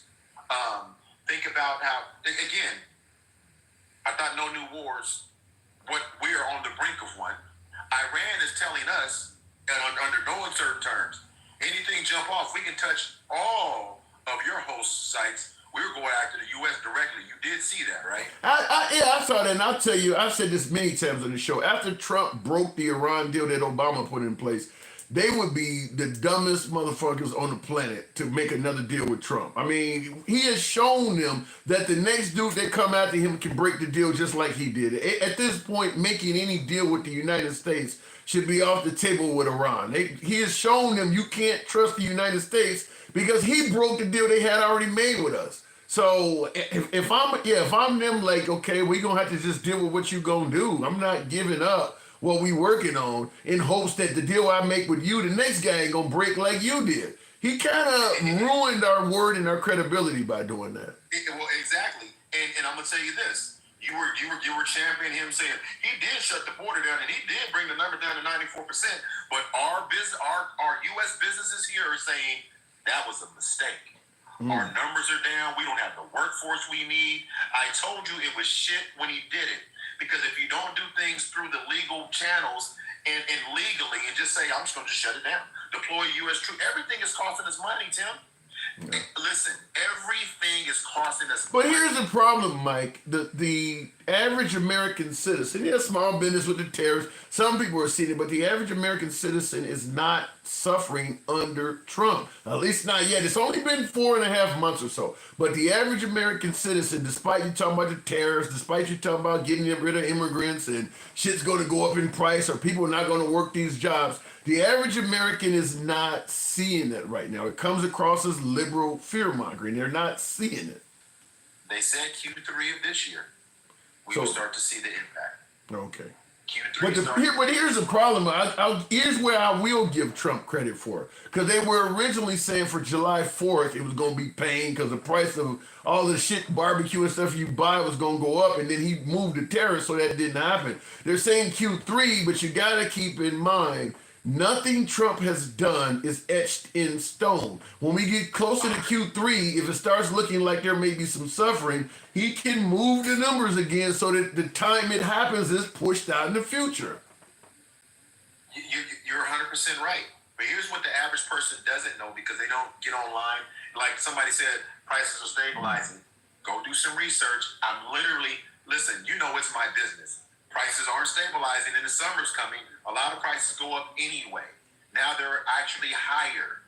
So they're not stabilizing because companies don't know what to do because the uncertainty causes all of this. If they don't know what to do, they make decisions, good, bad, or indifferent. There is always an impact downstream. Look at your beef prices right now. Look at your pork prices right now. They're going fucking through the roof. Well, like I just stated, until the citizens see it happening to them specifically, price of groceries have went up a little bit, but the price of gas is still quite nice to most Americans. They're not suffering the way the liberals are telling them and the media is telling them. It may happen in the future, but until it happens right now in their face, they're not going to get Trump bad marks. It's just not happening right now. And Trump is taking advantage by telling you, see, the liberals are lying. It's not as bad as they're saying it's going to be.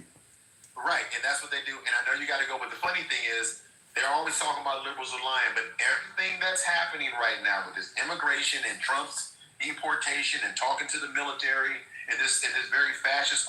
We've been talking about this for months. And it's happening real time. And they still want to say it's not what it is.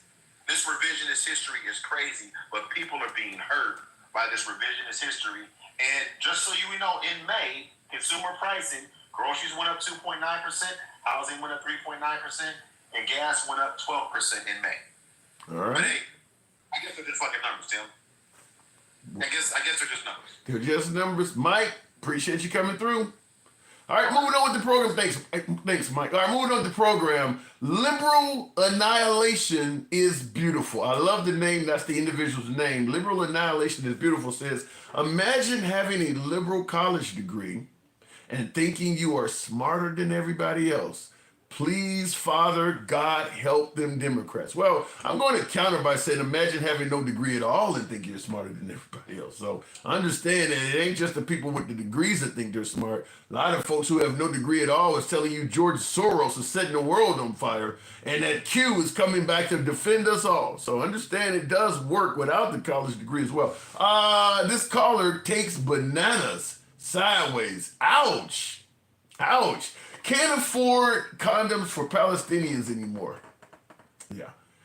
You know, like I said, I go back to my original statement. We were told we need to stop sending money overseas, America first. If you do it that way, you can help take care of vets, the homeless, and taking care of American citizens first.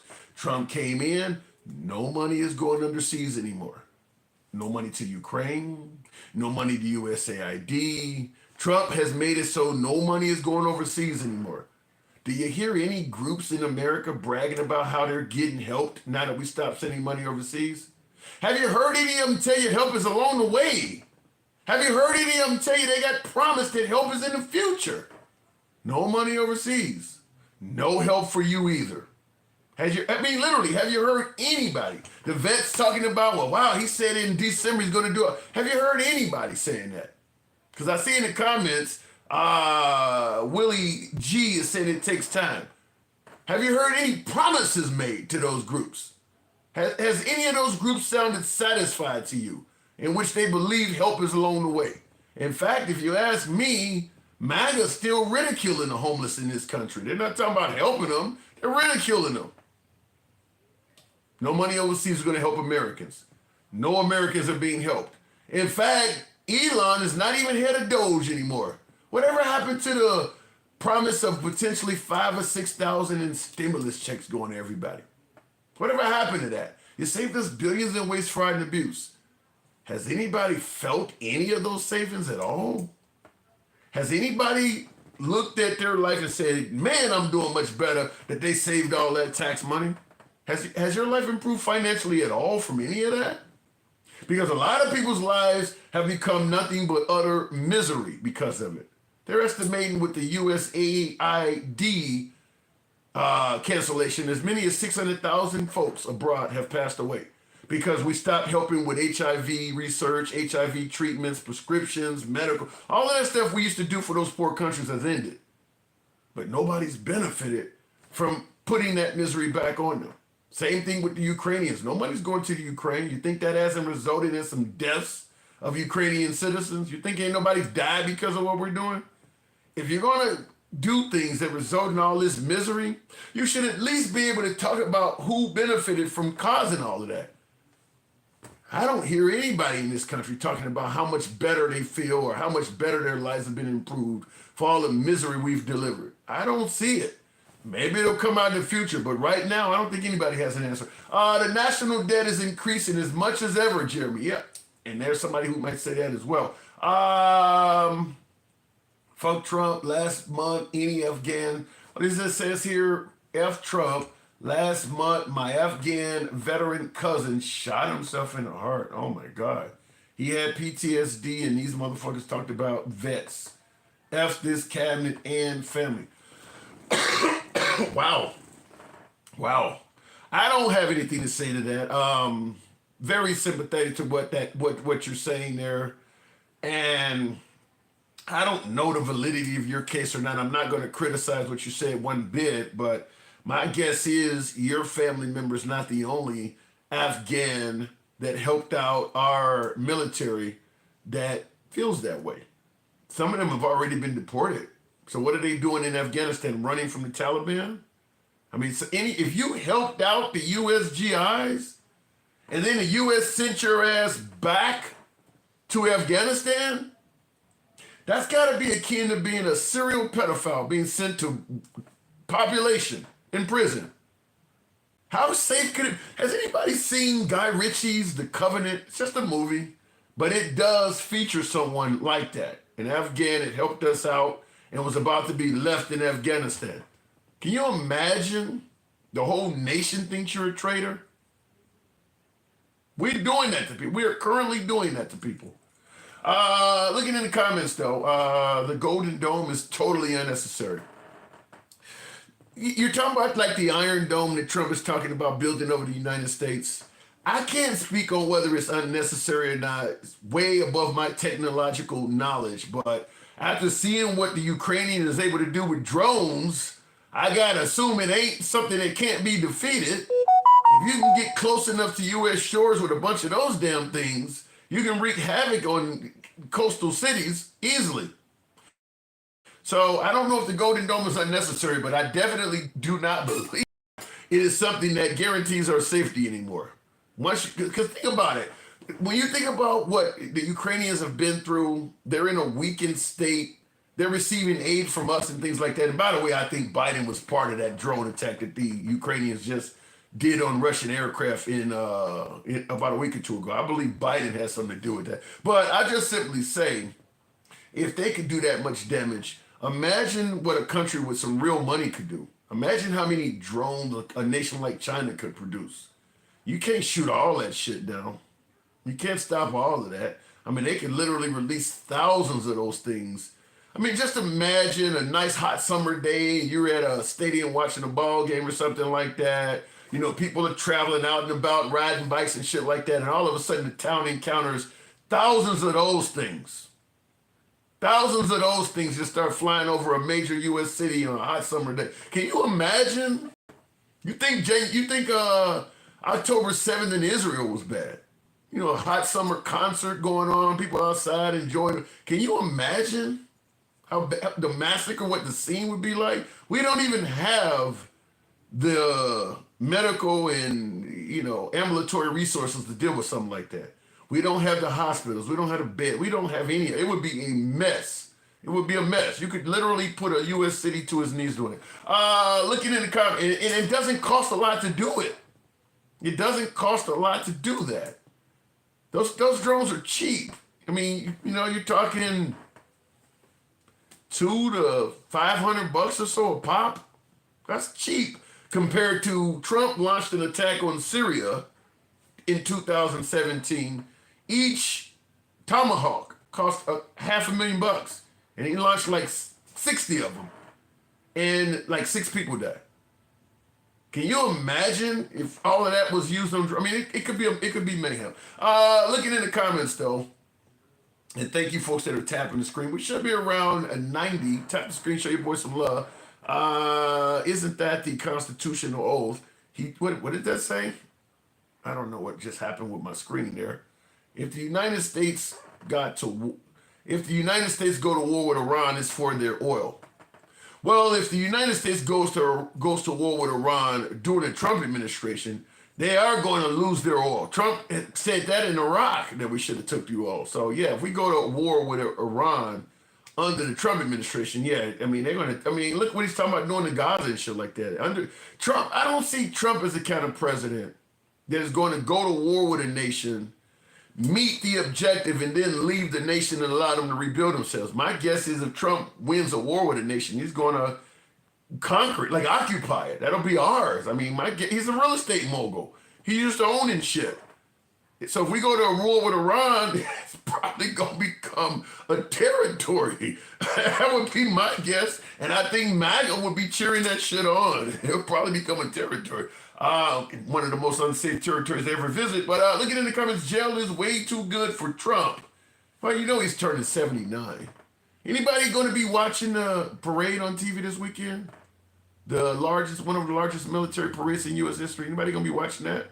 It's a good 150 about 90 million. I think they estimated at the high end, 90 million for your entertainment. You're gonna be watching that parade. We'll see. If the real quick in the comments before we move it on. No sir, no sir. What time? My guess, I mean, it's going to be in the daytime, so probably, 10, 11 o'clock, the networks are probably going to start covering it. Anywhere between noon and 2. I don't know what time that parade is. Does anybody know? Has anybody heard? I haven't looked at the local TV listings, but my guess is it's going to probably be, anywhere between noon and 2 or 3 o'clock. Anybody watching it? Because Trump is threatening that anybody protesting is going to be met with brutal force. So it could be must-see TV. We're gonna watch it all. We're gonna watch it all unfold this weekend. Shit show. Well, everywhere I know, I have friends in Milwaukee. I go, I'm a Chicago kind of guy. Everywhere I know, they're having protests. All of the Indianapolis, Madison, Wisconsin, all of the Midwest cities that I normally frequent: Cleveland, Columbus, Kalamazoo, Battle Creek, Grand Rapids, Detroit, every city I know. I don't want to sound like Nate Dogg, but every other city we go, everywhere I know, they talking about having protests. So we'll see what happens. Protesting what? The protesters, you say, what are they protesting? The protest is called No King's Day, as you see on the screen behind me shortly if it pops up. But they're suggesting that the Trump administration is trying to be a king, and the protests are in suggestion that we don't need a king in this nation. Like, what was her name? Tina Turner, we don't need another hero. We don't need another king. So no King's Day. Nationwide Day of Defiance. That is the place card for it. And briefly, we talked about this yesterday. I don't know if I still have the map. But apparently it's happening all over the country. I don't know what I just did with the map, but here you go. The map for it on the screen here, there's the United States. I gotta get an HDMI cable. But the map for it shows all of the locations that there's allegedly supposed to be a protest. There you go. So that's most of the populated United States. That's better coverage than Verizon, if you ask me. Anyhow, I do appreciate near 90,000 likes. Protesting Juneteenth sounds weird for Democrats. Why would you protest Juneteenth? That doesn't make any sense. I mean, you get the fucking holiday off too. I don't understand. I did a show in 2021. We were on live the day that Juneteenth was designated as a holiday, the first one, and I had a lot of MAGA that thought it was a stupid holiday and all. I'm like, you get it off too. If you're a federal employee, you get the holiday off. Why would you be against that? Remember, the Democrats are the party of the KKK and vote for me, you ain't black and all of this shit. The Republican Party is where you want to go. If you're a black man, right? Why the hell are so many MAGA criticizing Juneteenth? I still don't understand that. It's amazing at how many MAGA had odds with that holiday when Joe Biden designated it. Even though the Democrat Party is the party of slavery and Jim Crow South, the Republicans are the ones that freed the slaves, remember that? But they don't want a holiday designated to the day they freed them, huh? You actually freed the slaves, but you got a problem with Juneteenth giving credit to the work that you are bragging for doing. Can somebody make that make sense? Kind of shows you that a party switch may have taken place, huh? Anyhow, it is your boy Tim, the handsome liberal, actually criticizing Juneteenth and bragging that you freed the slaves all in the same sentence. Gosh. Can't make that shit up. It's your boy Tim, the handsome liberal. I appreciate you folks tuning in. 90,000 likes if you enjoy this type of civilized dialogue from all sides of the aisle. Follow your boy if you're watching on Instagram or TikTok. Give me a subscription on YouTube if you will, Monday through Friday. We'll see you tomorrow. Take care. Thanks for tuning in. I got to step away.